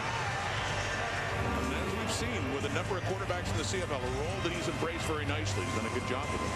But yeah, you're in that role. You're taking hits, aren't you? So within a 4-point game,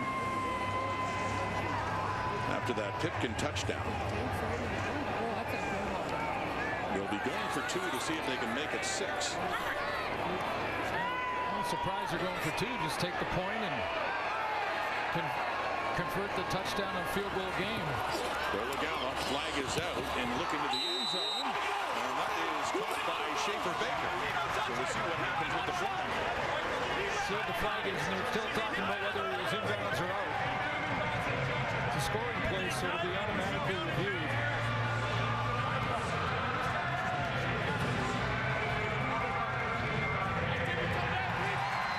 Well, it is pending the flag. 2 points for Saskatchewan. They rule that is a catch for Schaefer-Baker at a touchdown earlier in this game.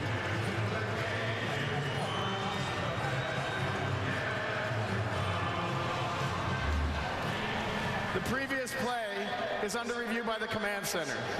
We do have a penalty for no end on Saskatchewan. We're just waiting for the review.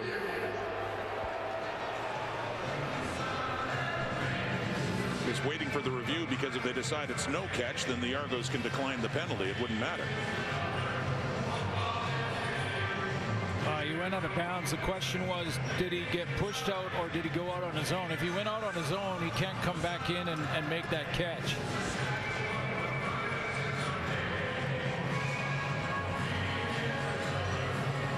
So he becomes an illegal participant when he went out. We saw both feet on the white stripe from the other angle. The question was he pushed out? That's Mason Pierce, the DB, that right at the top of your screen here, and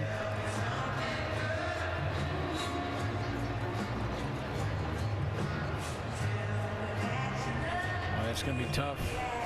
They had conferred and ruled it was a catch. And remember, the penalty is against Saskatchewan. Just trying to determine if they need to replay the down or if it's just going to be no 2 points. Yeah, I'm not sure. I know they were fighting they were hand fighting between the two players, but I'm not sure. I don't think Pierce pushed him out.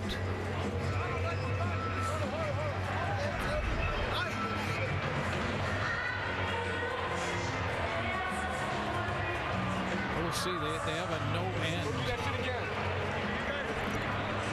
The best case scenario for the Riders is that it counts, and they have to take the penalty, and then they get another chance at it. Exactly. Let's find out. Tom Balesi.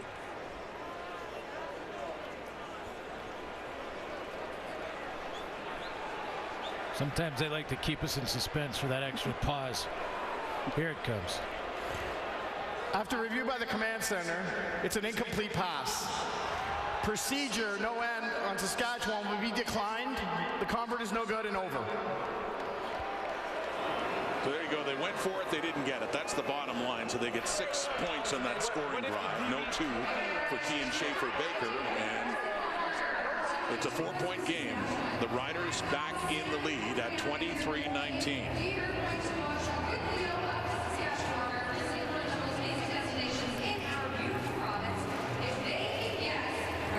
Schaefer-Baker still discussing it and why that didn't count as a catch. That's the correct call. They got it right. Riders back in front.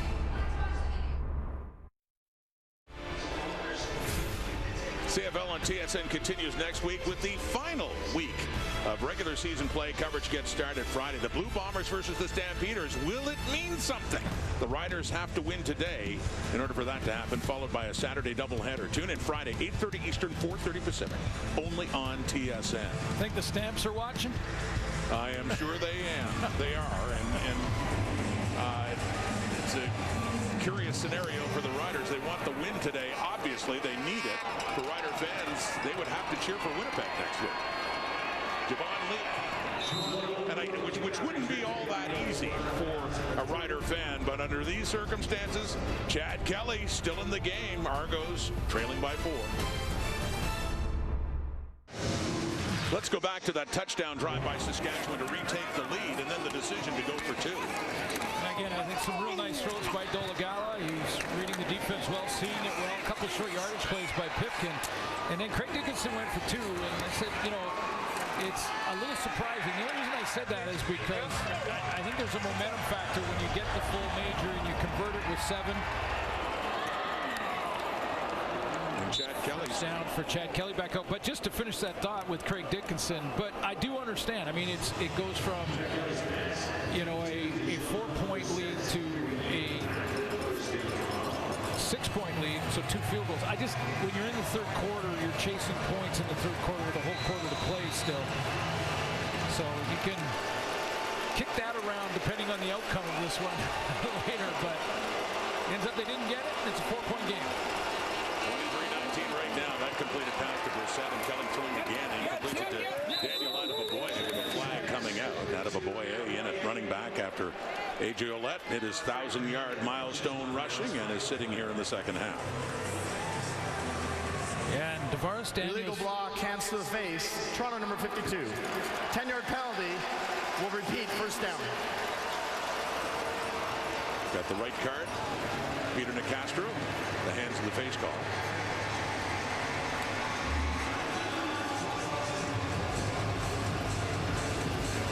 Going against Micah Johnson. Micah inside, and he gets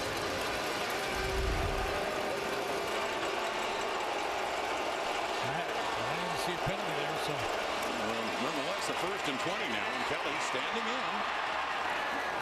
Throws it deep, and he had Daniels just a bit too far. Daniels was open, but it falls incomplete. And a 2nd and 20 now. As Kelly looks a little hobbled. That's what I'm talking about. And that's, as I say, it's another one of those hold your breath moments with him in this game, and trying to sort things out and stay in the huddle.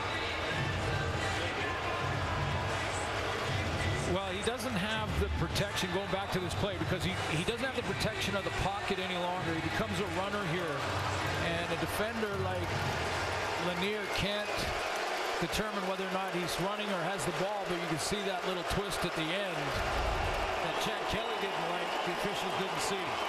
Seems fine. 2nd and 20. And dumps it off for Adeboboye. A one-handed catch brings it down. He spins across the 40, and getting back near the original line of scrimmage as Toronto's going to have to punt it away. Yeah, they got to get Chad Kelly out of this game. And there is Cameron Dukes. There you go. Number 2 in the depth. He's limping off, and you'd have to think, after seeing that, Ryan Dinwiddie would say, your day is done. We shall see. But that's not a scenario we saw last week against Ottawa. His health was fine as he puts the helmet down, but they have to think ahead to that Eastern Final, November the 11th. Trailing in this game by 4. And nearly for the Riders, getting close to Haggerty on that punt. He gets a good one. And Alford at the 10. And out of bounds shy of the 20. Kelly in a bit of discomfort. Argos down 23-19, 3rd quarter.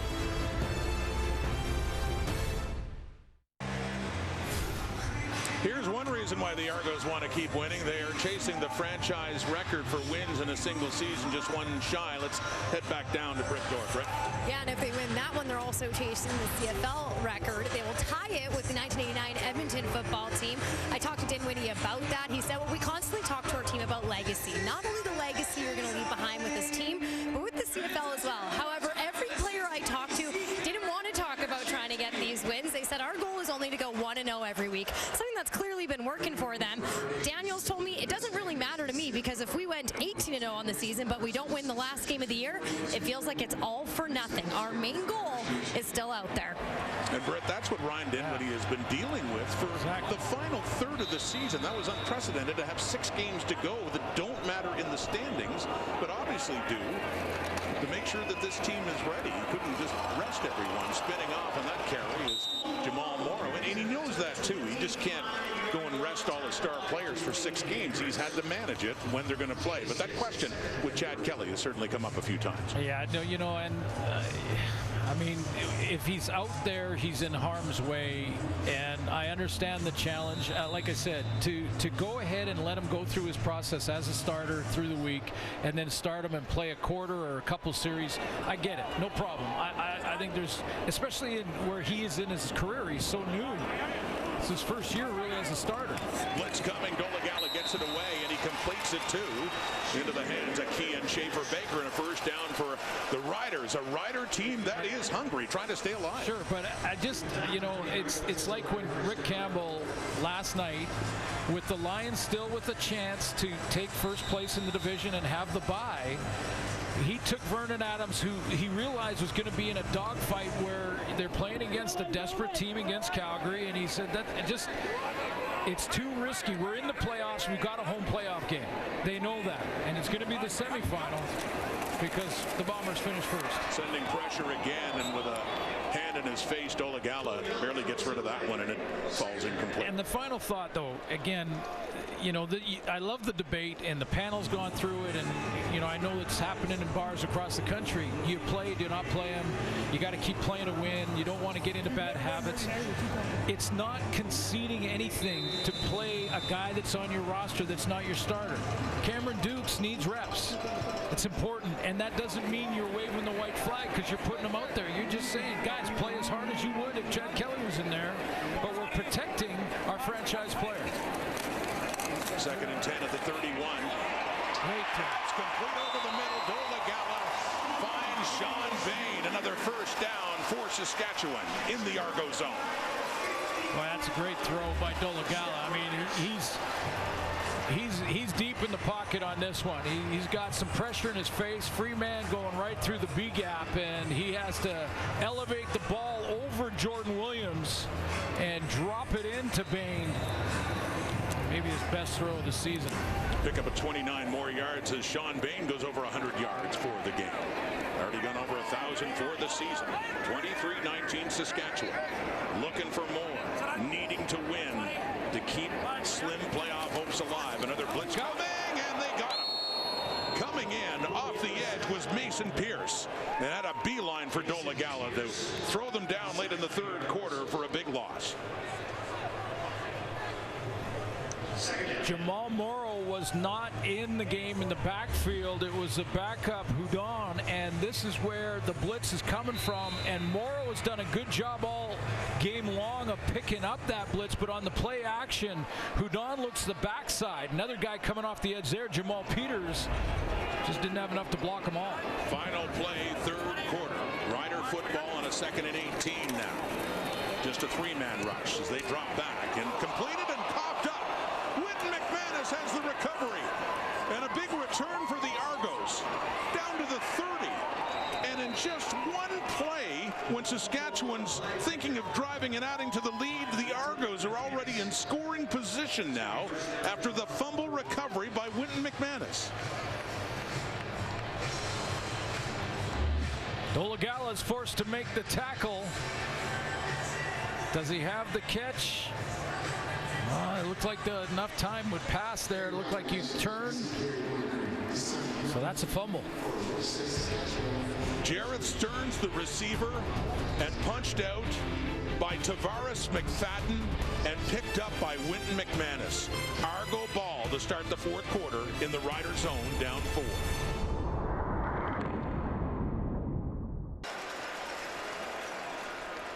The numbers through 3. The concern for the Riders is obvious. They have to win, and it's a fragile 4-point lead after a turnover. The concern for the Argos, Glenn, is the health of their #1 quarterback, Chad Kelly, who appeared to be benched now in favor of Cameron Dukes. Yeah, he didn't look too bad. I didn't see a whole lot of doctors around him, but he did get that knee twisted. Cameron Dukes looks like he's going to finish the game. You know, again, continue the conversation. To me, Chad Kelly was on the field playing this game for 2 quarters and 2 series too long.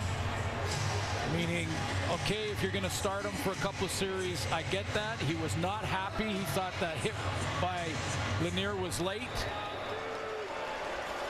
And he was talking to him after it, but he doesn't look like he's too badly hurt. He didn't have the medical staff around him. So here comes Cameron Dukes completing his first pass to DeMonte Coxie, right down around the 25.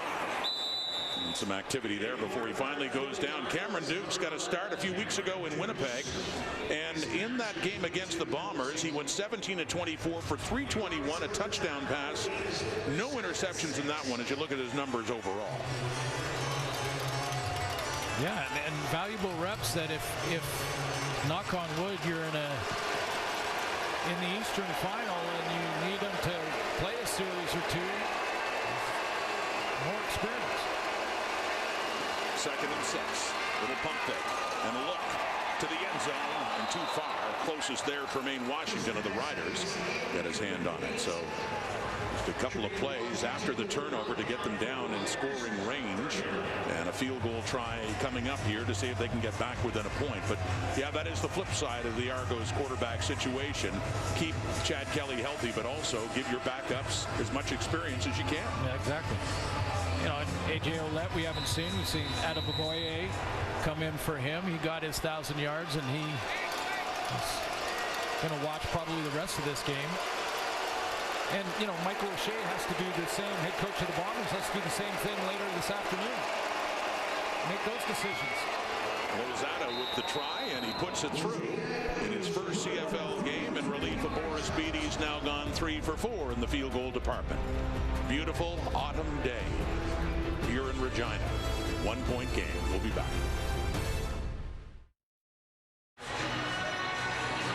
It comes down to this final quarter for Craig Dickinson and the Roughriders. You look at the standings. Winnipeg first, BC second. Who gets third? The Stampeders have the tiebreaker. They play against Winnipeg next week. First, Saskatchewan needs to win this game. Win this game, and then they'll watch to see if Calgary wins that final game of the regular season against the Bombers. They have no control over that, but they do this. 13:41, fourth quarter. Jake Dolegala with a 1-point lead again. Samuel Emelis has had a great game. He's pushed out of bounds after picking up the Rider first down. So the hot hands have been Emelis. You've seen Bain make some plays, you know, early on in the first quarter. Sean Bain had a couple of nice bubble screens that he took for big yards after the catch. Again, been a hot hand to get it out there to Emelis as well. And I don't think you forget Jamal Morrow. He should have fresh legs. From the Rider 51, first down. Off to the left and too high for Bain. Incomplete. And a big second down is coming up for Saskatchewan.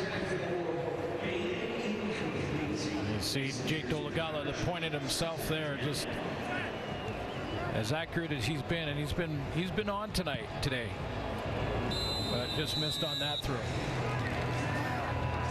Now that doesn't mean, that discussion in a 1-point game, that doesn't mean you start as a coach making real radical, like going on third down no matter what decisions. Pressure coming, they've got him. Flag coming out late though as he's taken down. Yeah, by the way the timing of that flag, it looked like it was part of the hit on Dolegala. Is that Sean Oakman that got there first? It looked like a team meeting, or at least a D-line meeting.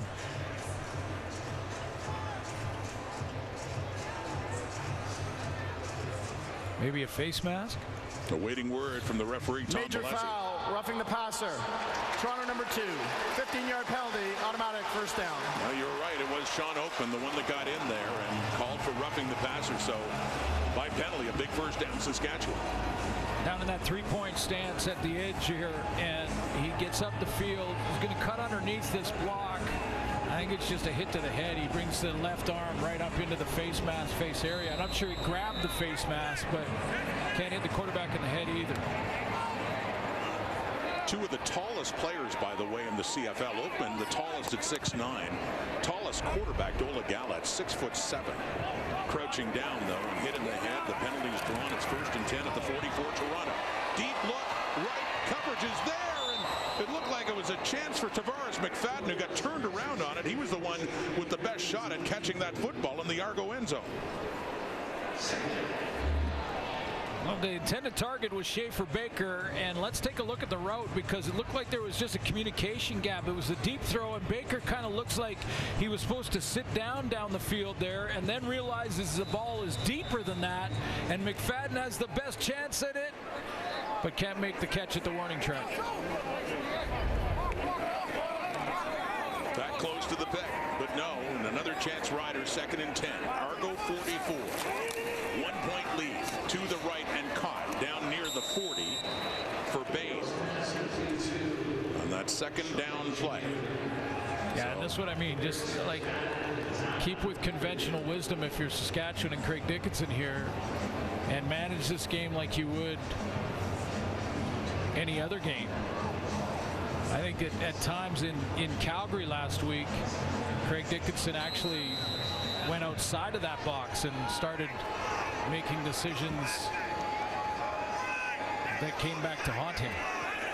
Brett Lothar 1 for 2 on the game. 47-yarder. Heading right, but through. Tucks it in. Lothar, 3 more big points on the board for Dickinson and the Riders. They have another 4-point lead, 11:32 to go in the fourth quarter. And now, the Coors Light moment of chill.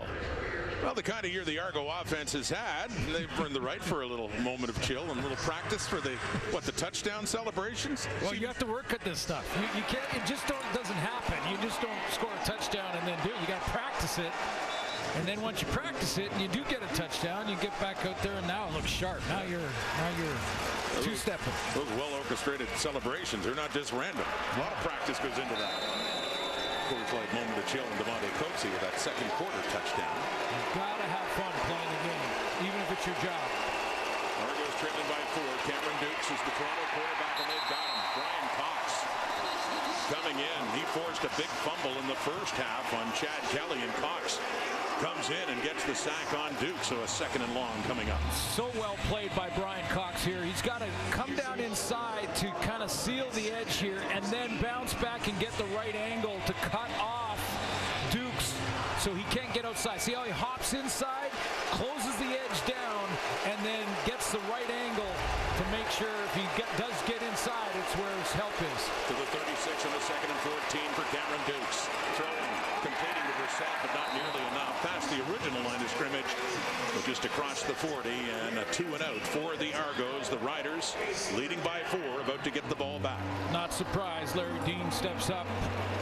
Game on the line, season on the line. Let's say it like it is, because Saskatchewan loses, they're done. And we already know where the Argos are going to finish. They have one regular season game left next week in Ottawa, and then they get ready for the Eastern Final.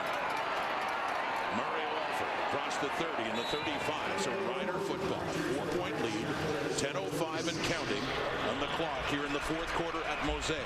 Looking to hang on with Jake Dola-Gallant quarterback and see if they can at least set up some drama for next week in Calgary, even though their regular season will be done.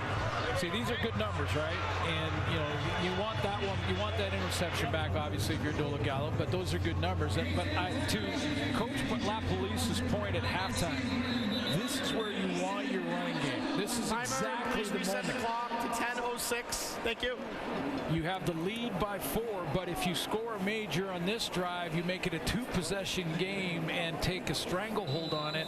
It's not done yet, but it takes a real stranglehold on it, and you can do that with success on first down with the run, and you're grinding the clock at the same time, and that's one of the reasons that the former coaches are talking about that balance always. But throwing again across the 40, complete to Sean Bain. Yeah, Morrow, the leading rusher with only 21 yards on 7 carries so far in this game. But the receivers, as we've talked about, have been lighting it up. And that's where they've been dining it out on offense so far. And let's give some respect to the Argo defense that leads the league in run defense. Right. #1 team in the league. So that's probably one of the reasons Kelly Jeffrey has decided to go more to the pass. 2nd and 5 after that 5-yard pickup by Bain. They come. Pressure coming, gets rid of it. No, in and out of the hands of Bain there. The coverage there for the Argos, Thomas Kostick and Jamal Peters in there. 3rd and 5 coming up. And with that 4-point lead, they'll have to punt it away. This is the hot route. Full blitz coming from Corey Mace's group. Hot route, turn, and you got to hang on to that. You're going to get hit anyway. He's had a great game, and that one got away. They can't throw it. Was on time. It was in the right spot. Jamal Peters with a good hit. Good timing. Adam Korsak to punt to do Javon Leake. Running down to about 9 minutes in this fourth quarter. He breaks it back to the left. Runs into his own man. And that was Jack Cassar, and ultimately he is taken down across the 35. Back comes Cameron Dukes. Argos down 4. Back at Mosaic, Cameron Dukes, the quarterback for the Argos, in relief of Chad Kelly. Toronto lost only twice this year. They're trailing in this game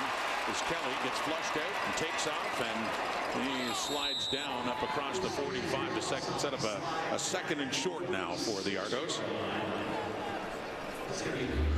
A pretty good look at Cameron Dukes and his ability to escape run and make a good decision to hook slide. And yes, he's half a yard short, but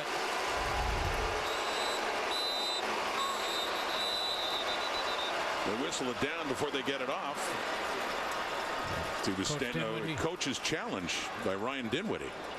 Toronto is challenging that there was roughing the passer on the play. We'll review the play. Gave himself out by taking the slide as you talk about, and they feel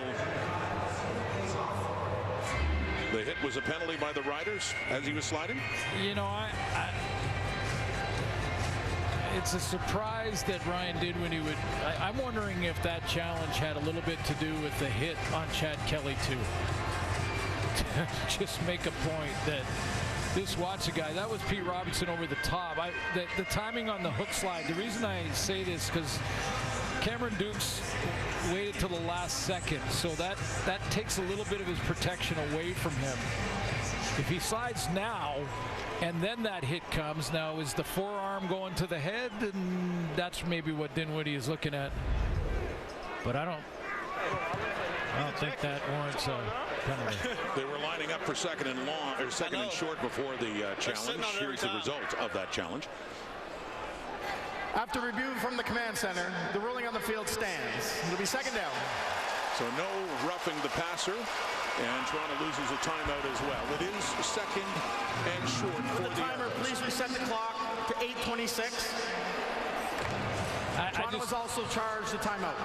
I'm sure it wasn't, but it just feels like Chad Kelly, that was a little late on the twist when he got pulled down, and I'm sure Ryan Dinwiddie wasn't happy with that.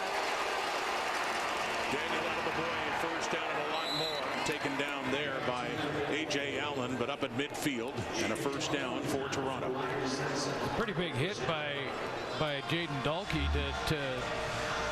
or else this is an even bigger game. Out of Boye, following the blocks of his guys up front. Passing, completing it to Davaris Daniels with the catch. He's driven back, but we can safely say now he just needed a yard. We thought he had it earlier, but it was taken away, and as they corrected the stats, so that one does put him over for the first time in his career over 1,000 yards receiving. Second and 5 after the Daniels catch. Then off to the left and back-to-back Daniels. So gets his 1,000 for the season and gets some more there for a first down. So we talked about all the milestones coming into this game. Personal milestones in a big team game, and check them off. A.J. Ouellette got to 1,000 rushing. There's his first 1,000-yard season. Young court receivers with their 1,000-yard seasons with Sean Bain and Samuel Emelis. Just one missing. And Jamal Morrow, it's not his fault. It's 93. Just hasn't had many touches. We'll tell you what, if he does get it today in the last day, then I'm liking the Riders' chances of winning this game. Yeah, exactly. With 93 still to go and half of a quarter left. You know, but I'm happy for Davaris Daniels. I mean, to have the career he's had, and we showed you the board, but just how successful the teams that he's been part of have been. And you know, it's an interesting board. And in the ultimate team game, one player is important, but not, you know. And so I don't want to get too far into that, but that takes him over the top of over 1,000, and that's little bonus. Davaris Daniels was a rookie with the Stampeders in 2016 when they had a chance for the best season ever, and they rested Bo Levi Mitchell. They didn't get it. Now, they ended up losing to Ottawa in the Grey Cup. Upset by the Red Blacks that year in what was a terrific Stampeders season. But the point he made is regular season accomplishments are terrific, but unless you win it all. And he finally did with the Stamps 2 years later in 2018. But he talked about that this is nice, but got to win the biggest games of all, too. Yeah, and that's when we showed you the board on the 15 wins that the Argos are trying to get to, or maybe even 16. Like the Edmonton team in '89, they didn't win either. from the Rider 45, a 2nd and 11. And that's complete to Coaxey, who's out of bounds. Tremaine Washington there, so another completion for Cameron Dukes as the Argo drive continues.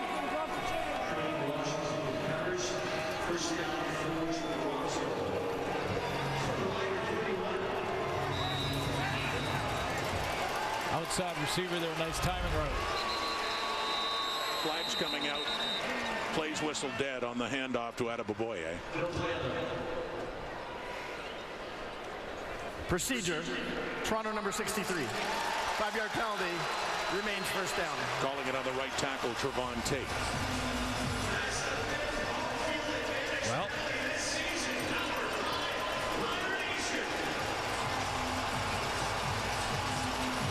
Rider season in the balance here.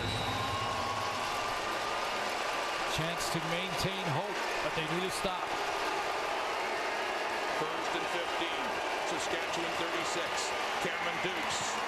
Over to Adeboboye. Larry Dean chasing him. They can't get him. He's still on his feet. He hurdles and gets down close to a first down. Trying to hurdle right over the top of Deontay Williams is Adeboboye. Just great lower body strength for Adeboboye here because he's getting tracked down quickly by Larry Dean, number 11, and Dean gets kind of cut off on the way to it by Micah Tights, and then that's the hit. Another one by Williams. Out of shotgun still on 2nd and short. And handing off. That's Deontay McMahon on the carry as he gets it inside the 20, and another first down for Toronto. McMahon in his 2nd year out of McNeese State. But a month ago in the game that the Argos clinched first in the East, that's when McMahon made his debut, and he's made an impression. The opportunity with Andrew Harris injured and out, and with them resting A.J. Ouellette. So big moment here for the Rider D. Williams coming in, but that is caught again just outside the 15. Richie Sindani, his 2nd catch as an Argo. This is his 2nd game as an Argo after being let go by the Hamilton Tiger Cats. Maybe the most important 4 yards of the Rider season on defense here. Here we go. 2nd and 4. Argos pressing to take the lead back. Dukes, he has time, has protection, he gets away, throws on the move and throws it out of bounds. And the Rider D stands firm as the field goal unit will come on for Toronto. Braden Thomas, who's getting a chance to get in the rotation, he's number 98. He's going to end up getting to Dukes as he rolls out to his right. And but boy, did he ever have to dig to get there. He just says digging, diving to force the throw out of bounds. Well, I said field goal unit to come on. It's not. It's 3rd and 5, and the Argos are going for it. Call it 3rd and 4. The Rider 14. What a big moment this is. Dukes. Toronto's offense. 3-man rush. Pressure.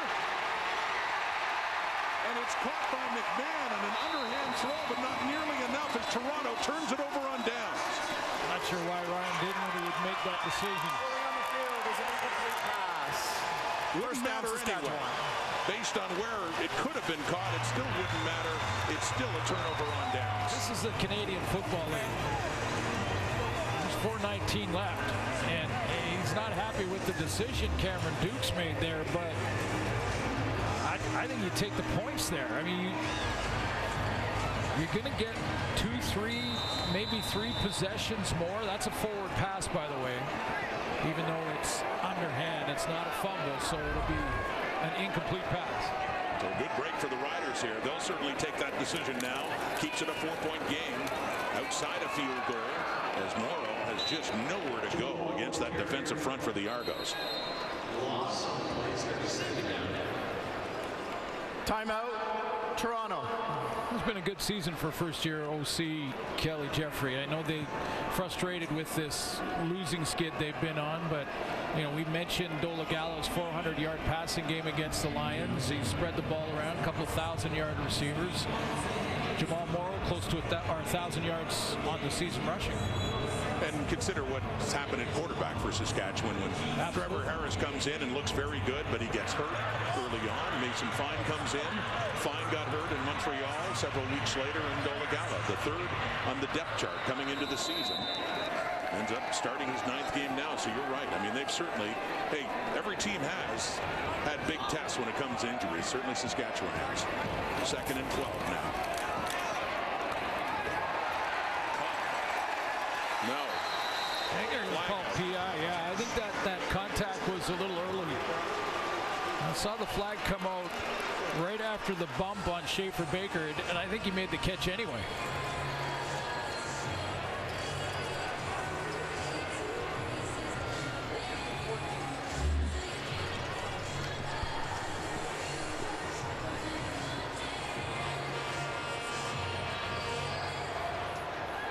Pass interference, Toronto number 20. 10-yard penalty, automatic, first down.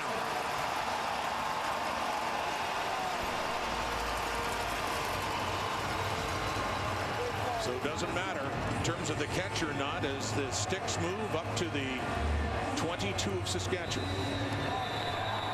There's McFadden and a little bump right there just before the ball arrived. 1st and 10 for Dolegala. Can the Riders hang on and stay alive in the playoff race? Handing off. Once again, tough sledding. A couple of yards at most for Jamal Moore.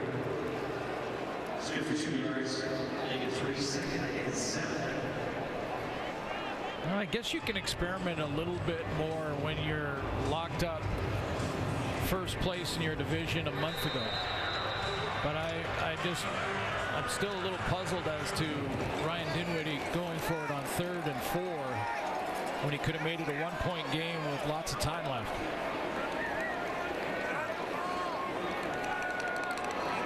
Second and 7 at the Rider 25. That's complete. It's caught up around the 35. Key and Schaefer Baker. 3-minute warning has been issued. The drive continues. A first down there thanks to the catch by Schaefer Baker. They're trying to hang on. Double box time. It's our favorite. Coming up after Toronto and Saskatchewan, we've got Trey Ford and the Edmonton Elks taking on the Winnipeg Blue Bombers, who are in the top seed in the West. That is coming up next. And Kate back here at Mosaic. Not over yet for the Riders, but they're getting closer to a chance to just stay alive. That's all they can ask for right now. And on the ground, on first down, a flag does come out, but the Argos once again have Jamal Morrow all wrapped up. They got their big set, Saskatchewan, in there right now. Holding. Saskatchewan number 51. That penalty is declined. 2nd down. Albert Awachi in as a tight end or fullback. They've got a big crew in there. Now they've got to go because of the penalty in 2nd and long. They got to go with their regular offense, and the receivers come back out. So 2nd down and 10 coming up. Or call it 11. Jake Dolegala has thrown for over 400 yards for the 2nd time in his career. 2nd time this season. He's at 403. 3 weeks ago against BC, he was at 409. But this has been a better game. Thrown a couple of touchdown passes against 1 pick. Passing situation now. 2.5 minutes on the clock, and the blitz is coming. Quickly gets rid of it, and he completes it, and he's hit hard too. So that's Jareth Stearns. Quantez Stiggers coming in as Stearns limps off.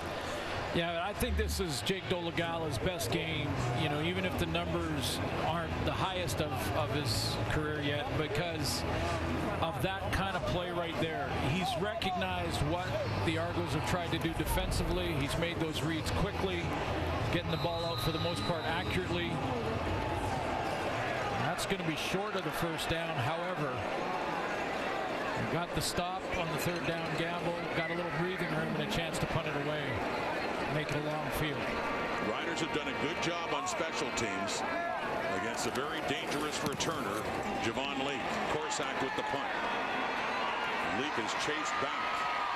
And once again, faking a little reverse there as he keeps going around the left edge. Micah Tights to push him out of bounds. And so there you go. Just under 2 minutes to go. Cameron Duke's coming back on. And the Argonauts need a touchdown to take the lead. Riders trying to hang on in a game they absolutely must win. Jeremy O'Day, Beleaguer General Manager of VP Operations of the Saskatchewan Roughriders. He and Greg Dickinson certainly have faced a lot of heat. A 6-game losing streak after they were a game above 500 Labor Day. Is it just me, or was his beard turning gray as we were watching?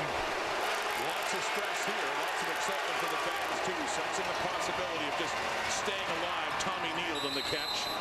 He gets another yard or so, close to a first down for the Argos.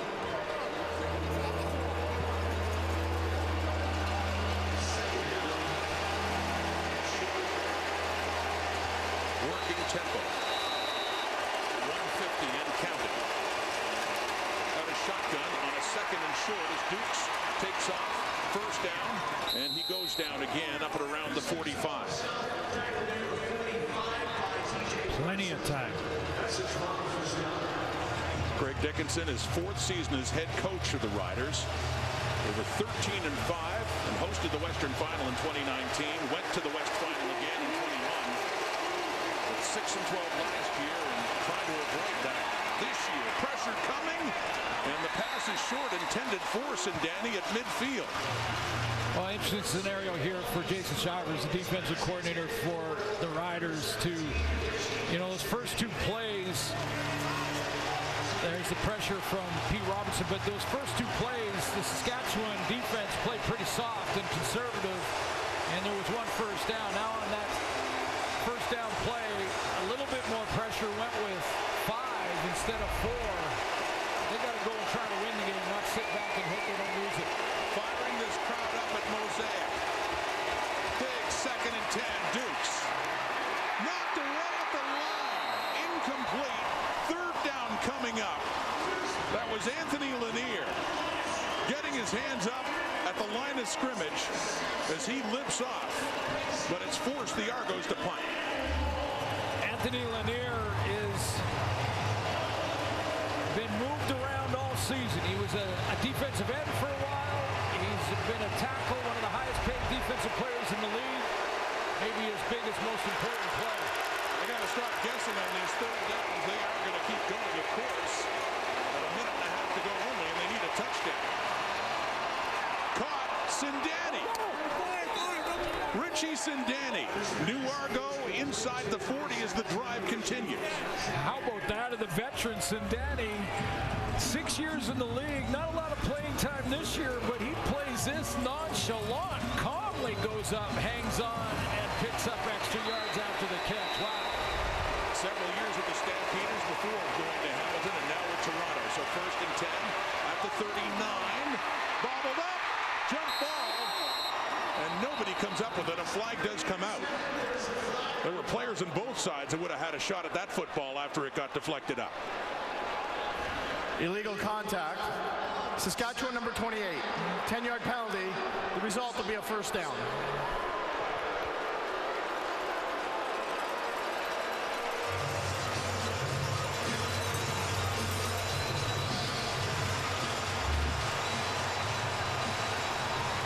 Can't hit and make any contact beyond 5 yards, and there's just a straight jam.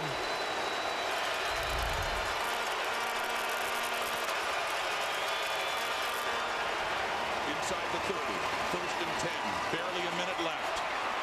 Down near the 5, it is caught by DeMonte Coxie. It'll be 1st and goal Toronto, needing a touchdown to take the lead. What a drive by Cameron Dukes, the backup quarterback. Calm, cool, and collected back shoulder throw to Coxie. And they're on the doorstep.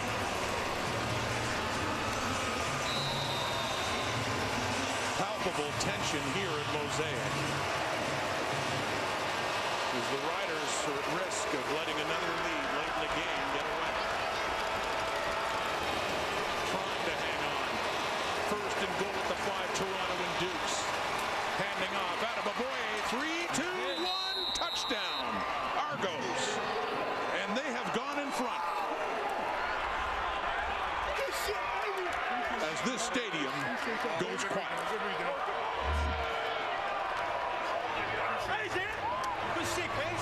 The play by Richie Sindani on third down to keep the drive alive, to come and cool, collect, just get up there, rip it down, keep the drive alive. Dukes with another great throw to Coxie on the sideline, and Adeboboye crosses the plane. The Argos have the late lead, and there's under a minute to go.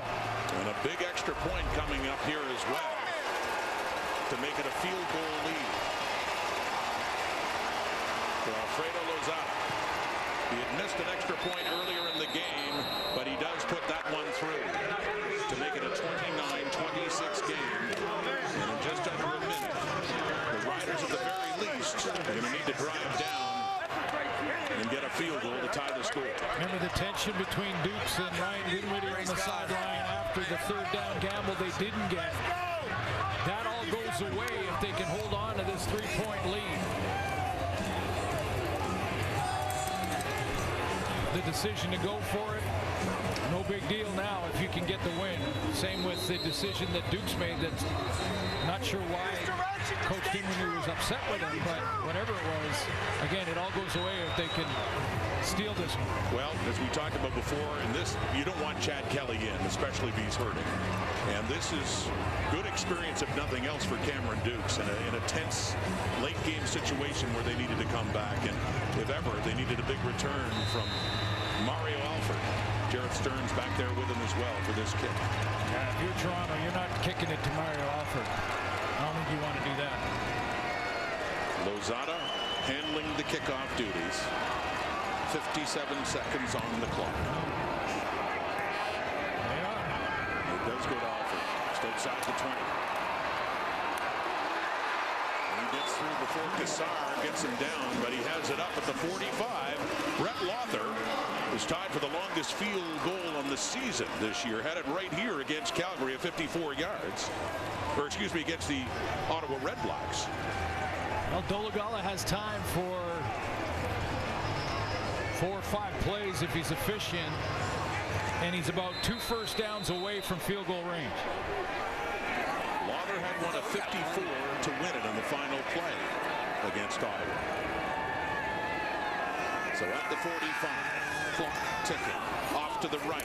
Intercepted! Mason Pierce jumped in front of it, and that should just about do it. At the worst possible time. And the Riders' season on the line.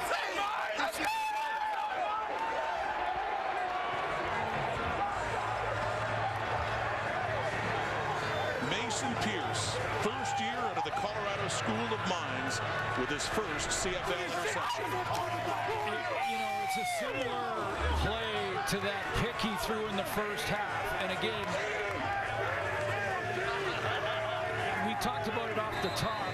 The 1 or 2 plays a game that have really hurt the Saskatchewan Roughriders in this 6-game skid that now will go to 7 straight losses to end the season, the same way they finished last season. 1 or 2 plays is the difference. Keeping it on the ground right side, Daniel Adeboboye. But he was trying to fit it in a wide throw in between 2 defenders. Timeout, Saskatchewan. Let's make it. And there's a GM and a head coach that do not have a contract at the end of this season. A lot of speculation about the futures of Jeremy O'Day and Craig Dickinson. He's the number 2 receiver, is the intended target. That's Bain. And then just take a look at how he tried to fit it in. You see how the corner's falling off on that? And then Pierce is the high player. And Dolegala just got a little bit greedy on that one. He had time to go 3 or 4 plays and get field goal range. Only needed about 20 yards to extend this game. Tried to take a bigger chunk and paid for it. The Argos franchise record for wins in a season is 15. It's been done twice, in 1996 and 97. That's Adeboboye again, takes a hit down out of bounds. But those were the Doug Flutie years. They won the Grey Cup both of those years. And Brian Dinwiddie is upset. 35 seconds. Clock stop there.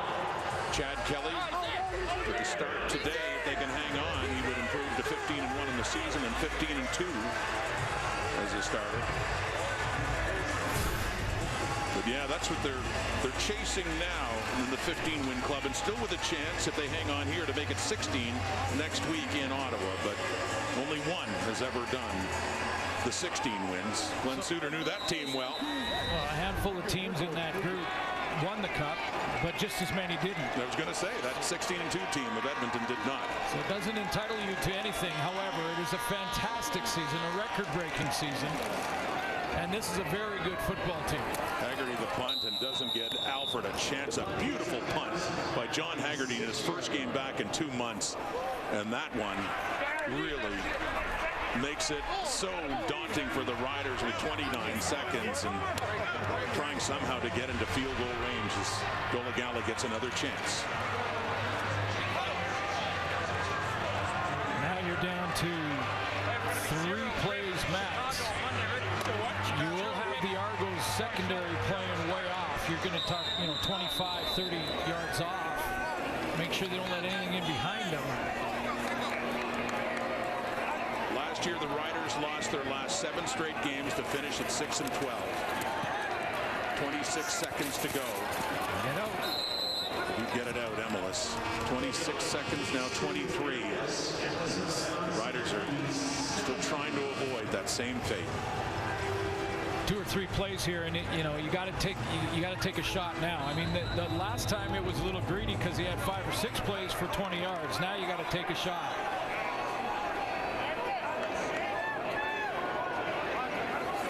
From their 17, 22 seconds. It's a shorter pass.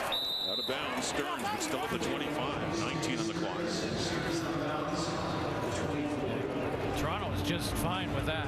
I mean, again, you're going to need to do that 7 more times to get in field goal range. So it's corner route, trip through 3 receivers to the side. You got Schaefer Baker up there. Throw one up, see if you can get a tip or a PI call. The Argos just send 3, drop back, 17 seconds. Another shorter pass. Mitch Picton with it. And he is taken down at about the 33. 11 seconds.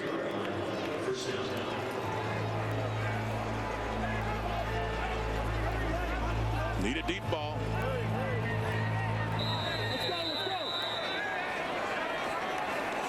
Just to get into range. Short off to the side and not caught. Samuel Emelis. So 5 seconds left.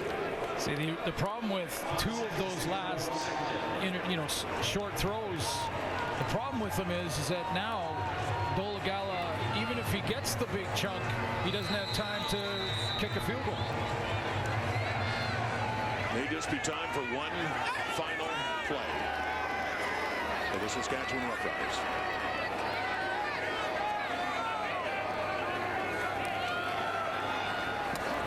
Short again, and they'll toss it around. This is the last play. Barring penalty, it sails over Alfer's head. Out of bounds. The Toronto Argonauts have tied their franchise record for wins in a season at 15. And for Saskatchewan, the season is over. The talk in Toronto is going to be the health of Chad Kelly. He's got a little bit of a limp. We'll see what happens over the next few days there. They're waiting. They got one more before the final. I'm not sure Chad Kelly plays in that. And that's it for the Saskatchewan Roughriders season. They were going to finish with a bye anyway, either way. Calgary Stampeders take the last playoff spot. Calgary Stampeders are in. They host Winnipeg next week, but they no longer need to win it. The Stampeders get 3rd in the West. A.J. Ouellette gets his 1,000 yards. A lot of milestones were achieved on this final day here at Mosaic. The Riders are out. The Argos, 1 win away from tying a CFL record. Back to Kate Burness. Kudos for the Toronto Argonauts on the 15 wins for the season, but the biggest story right now is the Saskatchewan Roughriders. 7 straight losses to end the season. The exact same thing they did a season ago. They do not make it to the postseason. Jim, we expect now change. I mean, this is disastrous at this point, especially after that huge win Labor Day and then to end the season the way it did once again. Well, the season ended kind of the way the last 6 games have gone. I don't know, they just found a way to lose. It was a team that expected to win against a team that was going to find a way to lose. Are there going to be changes? Of course there's going to be. You can't lose 7 games to end 2 straight years and not have something happen. And what it's going to be, the extent of it, we're probably going to find out in pretty short order. Yeah, and stakes were obviously so high with Toronto actually not playing everybody. Defensively, they give up 557 yards defensively. And the same thing, 2 turnovers, crucial turnovers. Jake Dolgala throws 2 interceptions in this game, just doesn't give them the opportunity to win the football game. So you can't continue to lose games like that for 2 years in a row. And a few things were going the Riders' way. I mean, Toronto dressed a global kicker and missed 2 field goals that Boris Beattie probably makes. And you have 3 pretty controversial roughing the passer calls in the second half. All 3 of them go Saskatchewan's way, and I think they were all arguable. And then you got the backup quarterback driving the ball down the field for the winning touchdown with less than a minute to play. I mean, the optics of that loss, besides the loss itself, were horrible for Saskatchewan. And here's what we said on the panel. We all said it was like we expect. I don't know. Toronto's going to win this game. Yeah, you could feel it. We just didn't expect Saskatchewan was going to find a way to win. And you know what, too? And just looking at the stands today, too, how many empty seats there were. That fan base deserves better now. That was a beautiful day in Regina. Absolutely stunning. Yeah, and look, we can that was only a vote hope by the fans. We can only hope that things turn around in the future because those fans certainly deserve it. Meanwhile, Nick Dembski needing just 21 yards to record his first 1,000-yard season. Will him and Brady Oliveira be the first Canadians to do it? We'll find out.